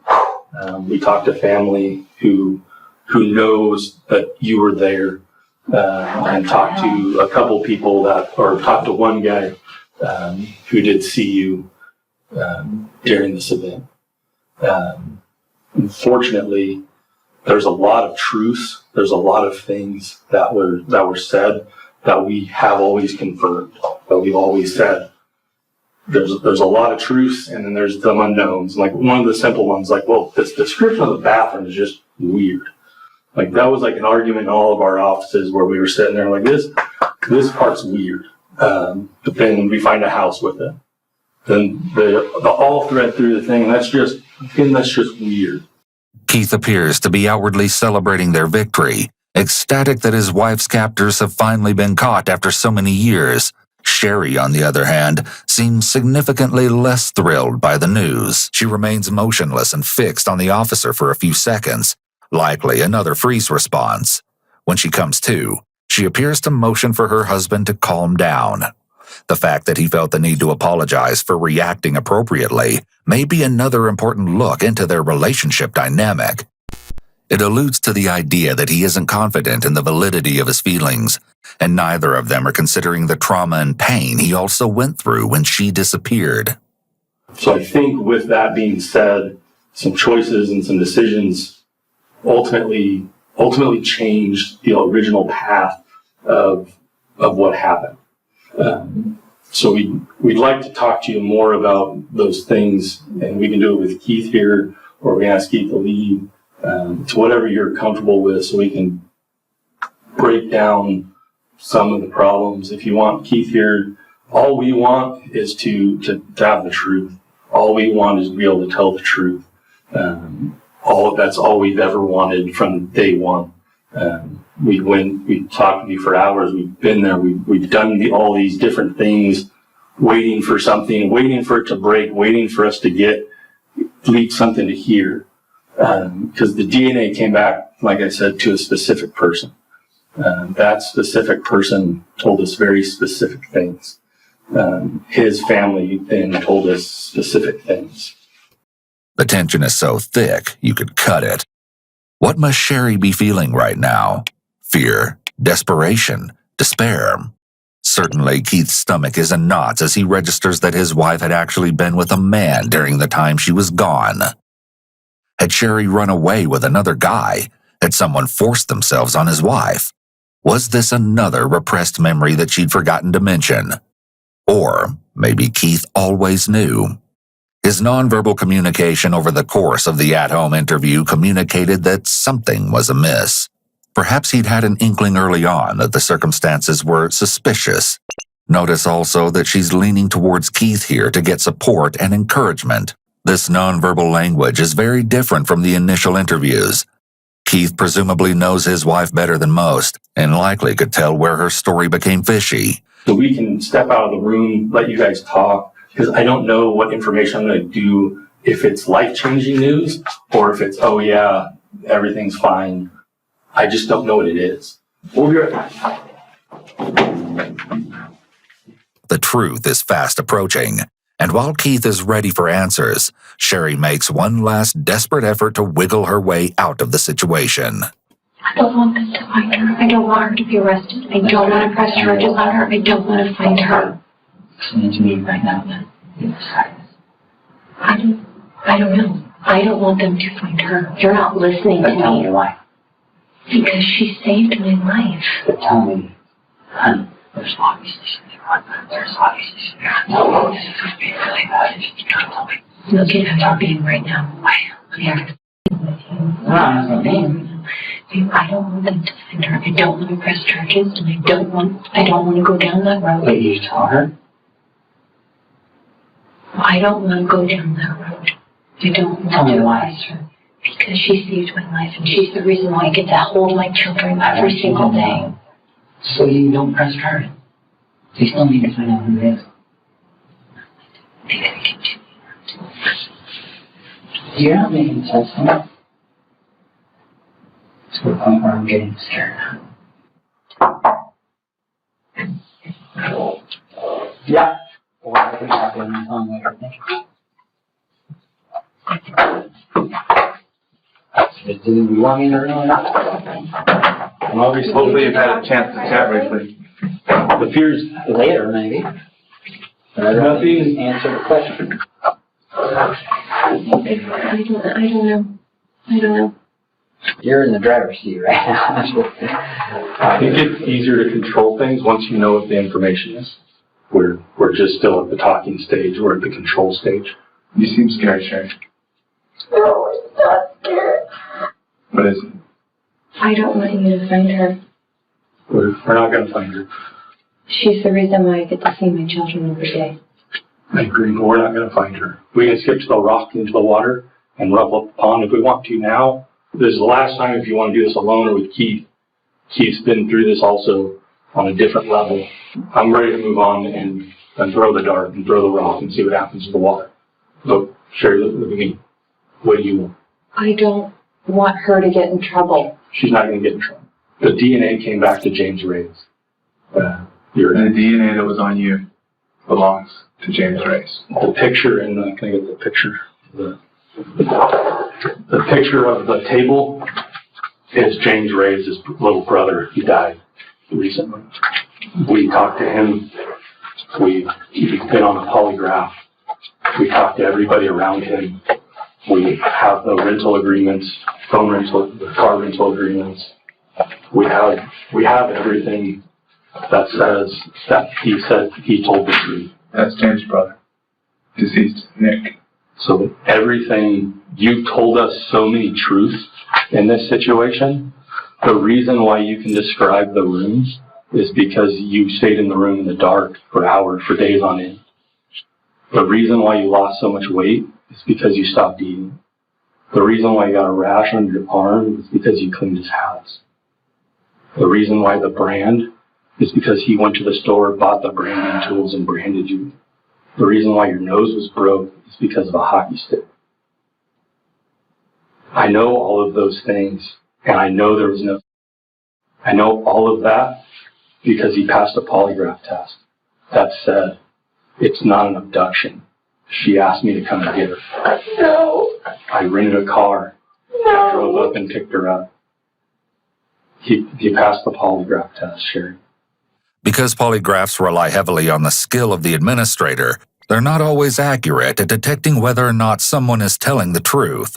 The detectives know this, but are taking a very direct approach to confronting Sherri with all the evidence they have that contradicts her story, and are using the polygraph results to try to encourage her to finally drop the charade. Despite her verbal refusals, her body language shows that she knows the game is over. She completely covers her face and bends forward, closing herself off from the detectives.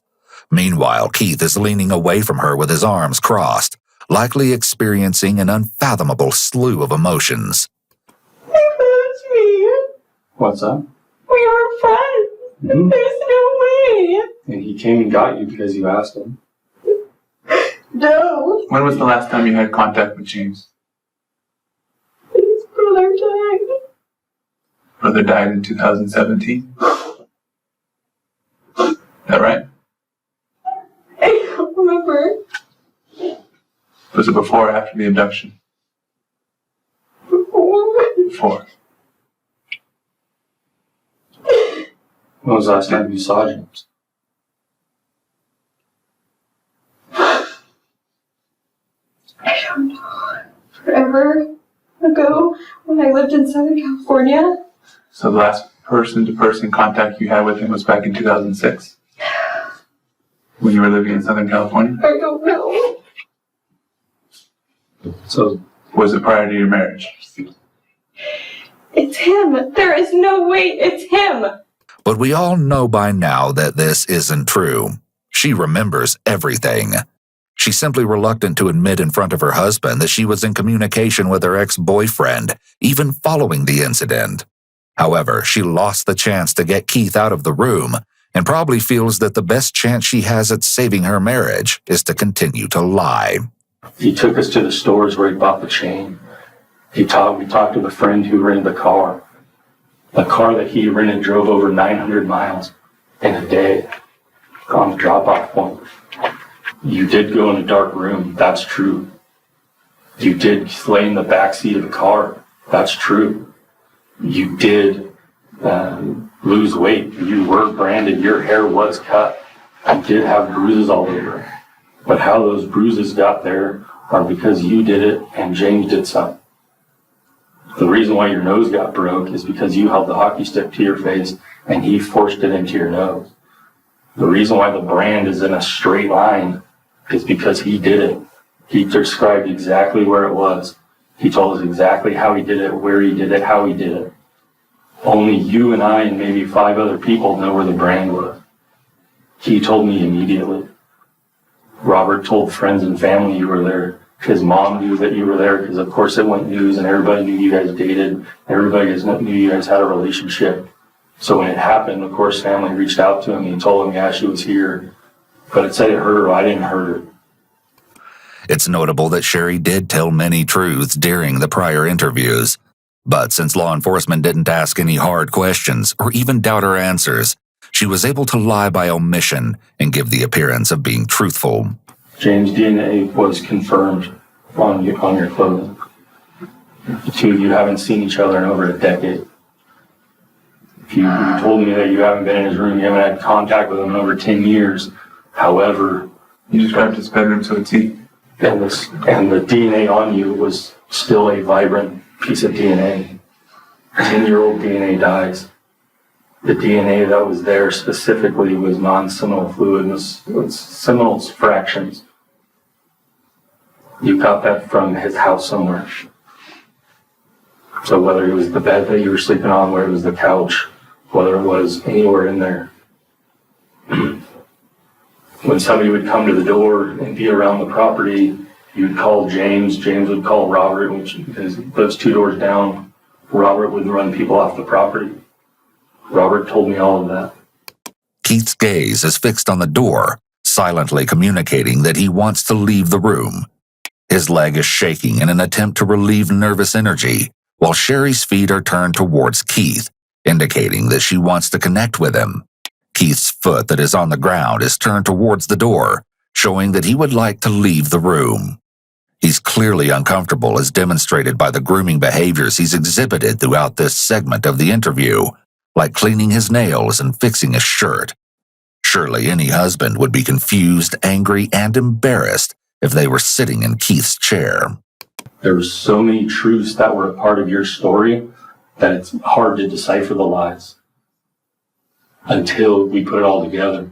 Until he says, hey, how did you pick her up?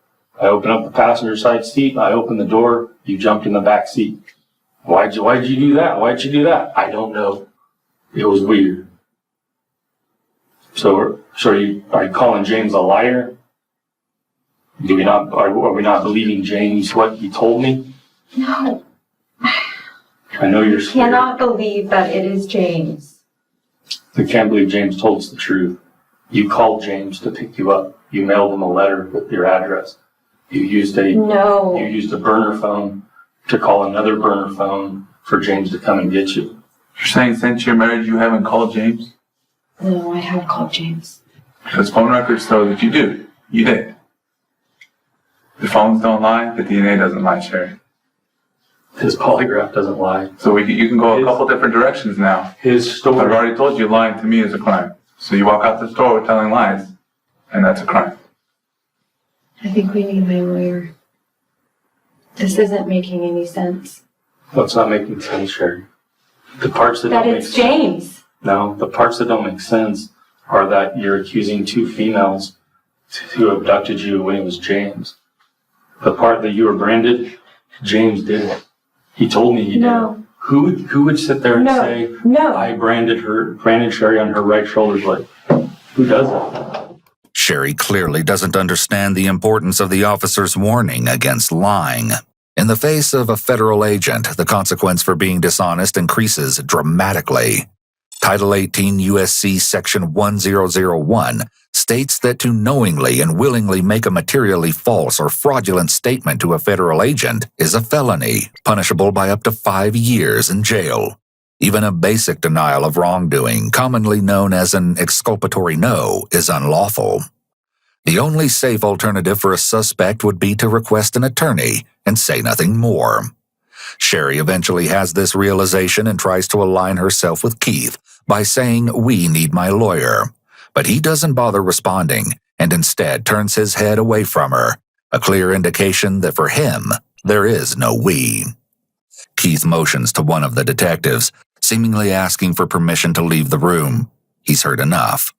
The implications of physically separating himself from Sherri are significant, as if to say that he no longer has anything to do with this. With her protector gone, Sherri's on her own now. You to the table and can stand. Keith's gonna wait out there, Sherri. Were there issues between you and Keith? Is that why you needed to leave? I mean, we read your text message. We're already aware of some issues, but enlighten us if that's the case. If there was a valid reason for you to leave, let me know what that was. My husband. So, were you in an abusive relationship with him? Have you told other people in your life that Keith has abused you in the past when that wasn't true? Or there was an incident at a party that you got hurt playing, like, I don't know, Wii or Pictionary or something, and then you told other friends that Keith hurt you. When there was witnesses at the party that said that you got hurt during a party. The same you go tell James that you were being hurt, you were being abused, and you couldn't come forward because Keith has friends in law enforcement. If all of is that true? Has Keith ever been abusive towards you? We are not talking about my husband. Sherri's answer here is evasive. Although this can be a sign of deception, it's also common for victims of abuse to protect and love their abuser. However, considering how much trouble Sherri is in, if she were abused, it would make more sense for her to report that now. Perhaps Sherri still hasn't fully registered the severity of the consequences she's facing. Or she may think she can still cry her way out of trouble with the police and her husband, so she's refraining from throwing him under the bus. If she gave him up, that would surely ruin any chances of her saving her marriage. Then there's the obvious possibility that she was lying about the abuse all along, something she's proven to be very skilled at. It's important to note that Keith's story of the Wii remote was corroborated. Thus, Sherri has just essentially been caught making at least one false report of abuse on her husband. Who knows what other tall tales she has floating around? Has Keith ever been abusive towards you? We are not talking about my husband. I love my husband. So why leave? Is James lying to us? I want to leave my husband. I want to be with my children. I would never leave my children. But you did leave them permanently. You came back to them. ultimately, No. You left them every day at daycare. So it's not like, hey, James talked about that decision when you were driving down, how hard that was. You left at 10 o'clock knowing that Keith was going to get home late, knowing you were going to leave the kids at daycare, and how much that tore you up on the drive down. You told us that. like when you were in Eureka, you give him a call. You start chatting with him. Told him some of your problems. And when did it turn from just chatting to his plan to get away? No. No. No. You were getting a hold of Donovan Mitski the night before. Why did I do that?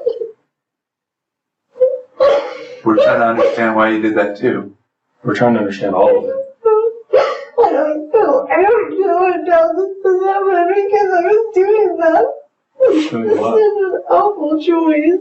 Talking to other guys that has got me here. Why did you ask James to come get you? You asked Donovan the night before to come meet up with you. Everything happened at once. You were asking him That's to. a stupid thing to do. Why did you ask him to come pick you up? Was that an I don't know?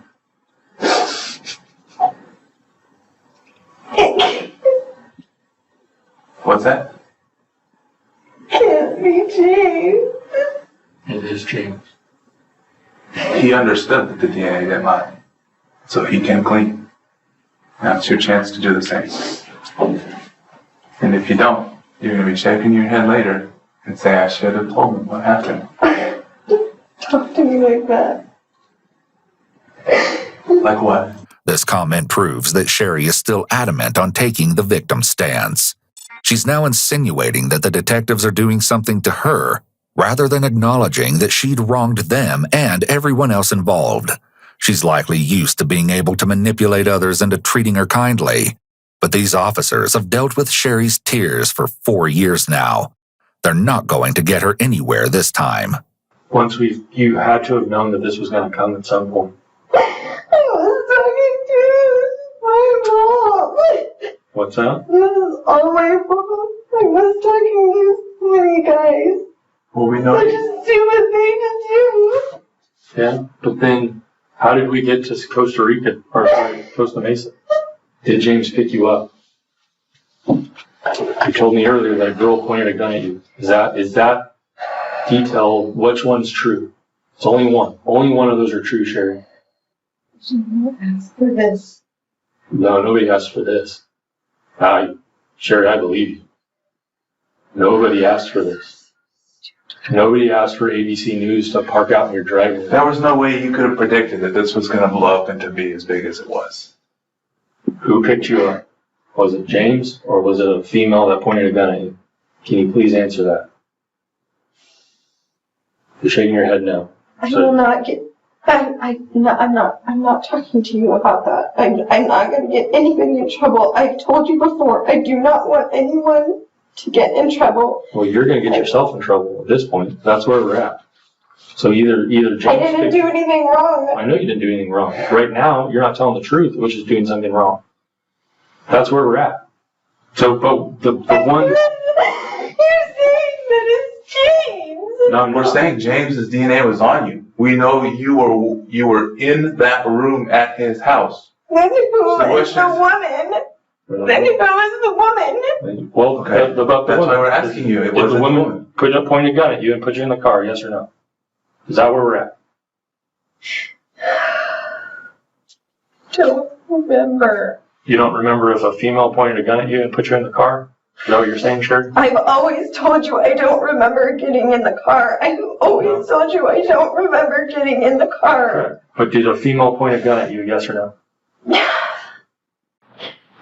I know you know who she is. I'm not We're on the saying wrong- it. I don't want her to get in trouble. She's not I getting in know you know who she is. You're getting in trouble.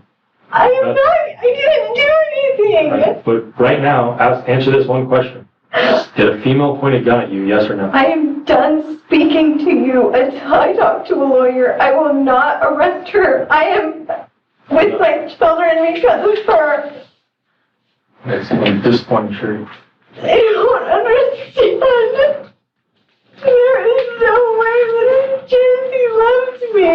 You did, but I agree.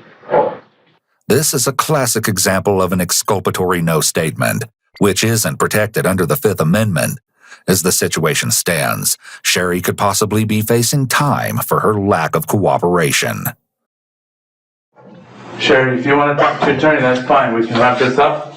If you want to keep talking to us, that's a separate story, but you said you wanted to talk to your attorney, so like I said, from the beginning, you're free to go, and you can go. I would ask you one more question, just for your own welfare. Do you feel like harming yourself? Welfare. Do you feel like harming yourself? No, I just hug my children and go home. Okay. Seeing as Sherri has now clearly requested an attorney, detectives wrap up their conversation with her, then briefly touch base with Keith separately. Alright. I'm the idiot husband that stayed around the whole time. Some of the details, some of the stuff don't help. I mean, from my side, I feel like my whole world's gonna flip upside down again. Why is that? Why am I always getting held out of things? Like, why can't you just hit me with it? I did. I know, yeah. Because this happened Monday. No, you're saying you can't tell me all this stuff. It's still an ongoing investigation. So, from my side, but now you're telling me, okay, you guys can go home now. Well, do you think I want her anywhere around my kids or around me at all at this point? And again, we've talked a lot. I don't know what the next stages of this are. That's why it's not us together. I did that one. Whatever those decisions are, I don't know. But we can all agree that she's not over there. Then obviously, if somebody can do something like that to their body and try to trick everybody that they're probably not fit to. It was 4 years ago. Keith has a valid point here, given this was 4 years prior now, but for a person to engage in severe self-harm and bodily injury, there is typically a serious mental health crisis going on. Sherri was likely desperate when she asked James to assist her in harming herself, but the question still remains. Why was Sherri so desperate to disappear that she faked a kidnapping?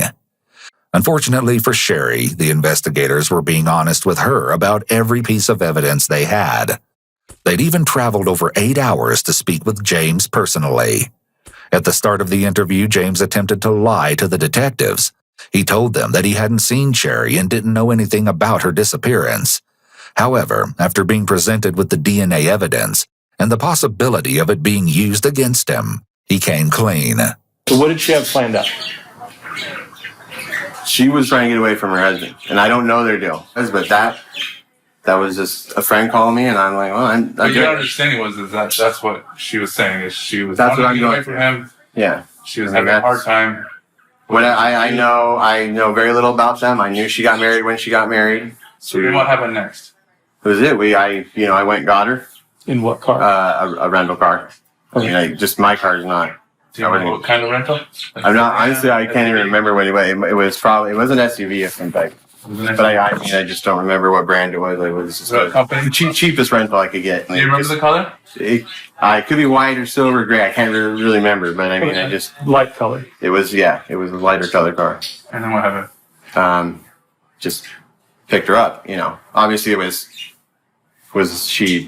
what she wanted me to do, like how she wanted me to pick her up. I mean, I wasn't anything crazy. I just pulled up the car.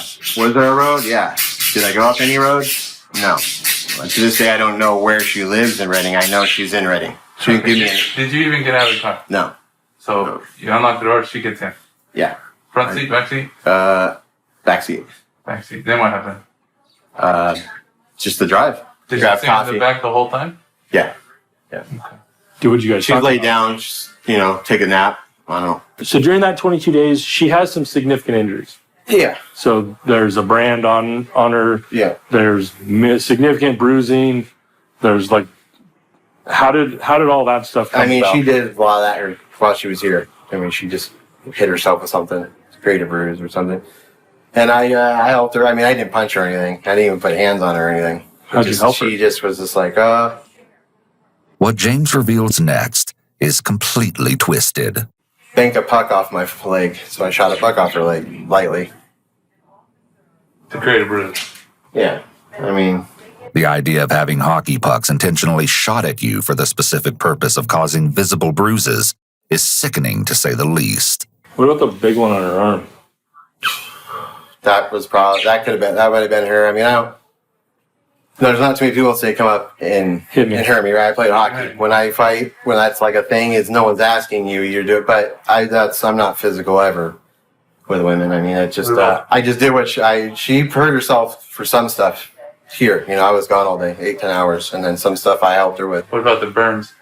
That was us, she wanted. How did that happen? Where's the tool? Huh? Oh, that is just trash. It wasn't mine. It was just we bought it. It was like a, where'd you buy it from? what do you call it? A wood burning tool. How did was she standing, laying down? Just sitting. Like, I mean, it's not, how do you brand somebody like that's asking you to do it? I'm like, I don't even know. So she's sitting like that. If you were sitting here, I was sitting on the ground too. You'd just be sitting in front of me. The way you did it there, it seemed like you did it quickly. Well, you can't hold that. I mean, you can't cattle brand too hard. It's so fine, it'll burn through the. It was so hot, it was red. You also said at one point that she had a phone that she was looking up stuff. Do you know what that is, or? It was. She had a phone. Okay. What she had with her was what she had with her. Okay, but she brought a phone with her. It came down here. Yeah, I think it was a prepaid one, I'm not really sure what phone she had. I know she left a phone. Anything else? What about the window? Anything to deal with the window? Did she do anything with the window? The window? Yeah. Like on this window here in the room. I'm sorry. I was like, anyway. It was just, there's just boards over it, so she couldn't see. There was no light coming in. She wanted to be dark. Who put the boards up? I did. I just screwed them in there for her. Where'd you get the wood from? I'd actually had it. It's from Home Depot, but I had it because I built a workbench, and it was just plywood. It was just 3 sheets of particle board or pressed board. On the way up, what rental car was it? What kind of car was it? It's like a Challenger. And that was a light Challenger. It was black or gray, dark blue maybe even. No, it wasn't blue. It was dark gray or black. Dark, like Dodge Challenger. Yeah, silver gray. And then you'd be gone most of the day, and you'd come back. You'd see different injuries on her. Not always. I mean, it was. Yeah. That stuff was more towards her getting ready to go. Okay. How long of that frame is there? A day or two. I mean, we weren't doing that every day for 22 days. She was here. As she was planning up to going, she was going to stay longer. It was her plan. I don't know how long, but she couldn't be away from her kids anymore. Let me back up a little bit. One of the injuries she had was a pretty deep burn on her forearm. That one, I don't know. That might have been self-inflicted. What about her hair? What happened with her hair? She chopped that. What time frame? Pretty early. I mean, within the first few days, couple days. So I wasn't here. Anything else that we can think of at this point? Besides, no, I was trying to rack though. I was thinking about that trail. I know how I didn't have the phone. I had MRSA and I was in Hoag Hospital. When? Prior to all this stuff, I had MRSA in my leg and I was in there for 8 or 9 days. Level 4 ICU for blood infection in my bloodstream. Okay. And they were giving me 50-50 to cut my knee here. All that muscle rotted out. My foot was swollen, my toe. They had to cut that out in there. But she sent me a care package, and it had the directions in it because I couldn't remember how I got that road if my phone was off, and I don't think I had it. Sherri did? Yeah.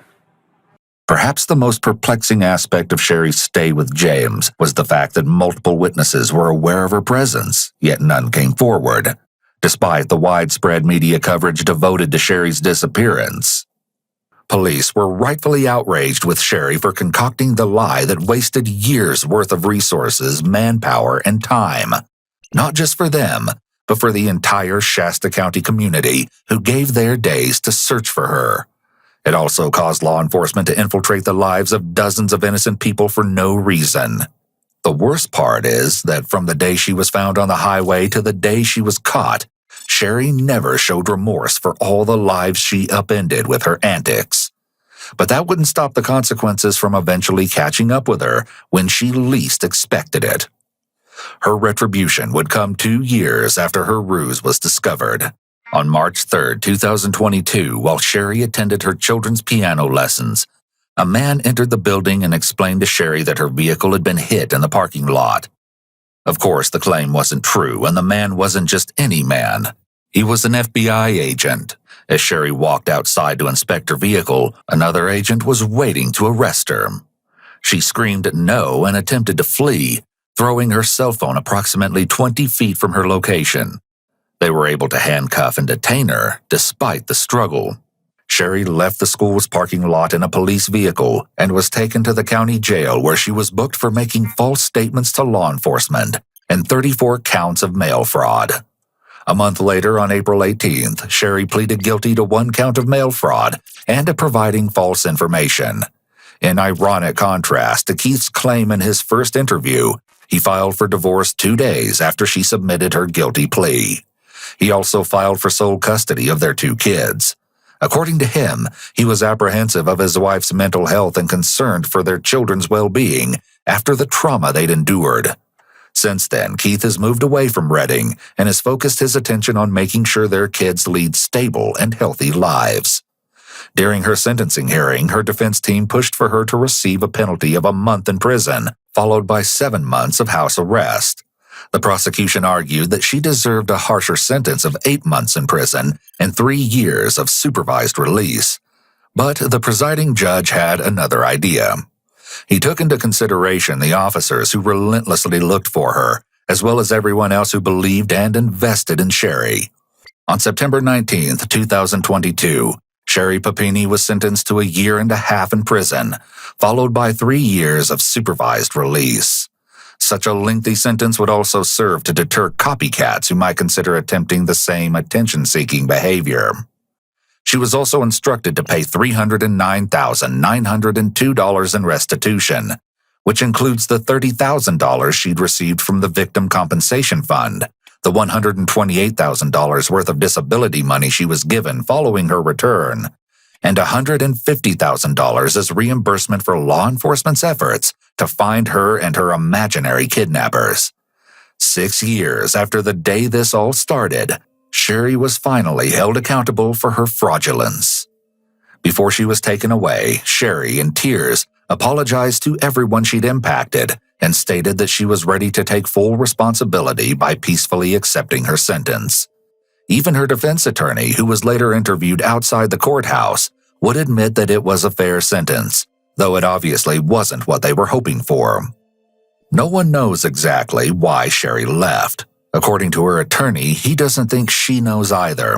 Still, it's entirely possible that, given the mental health care that she needs, we might be able to finally get an answer from her following her release in early 2024. Until then, Sherri is incarcerated at Federal Correctional Institution Victorville in San Bernardino County.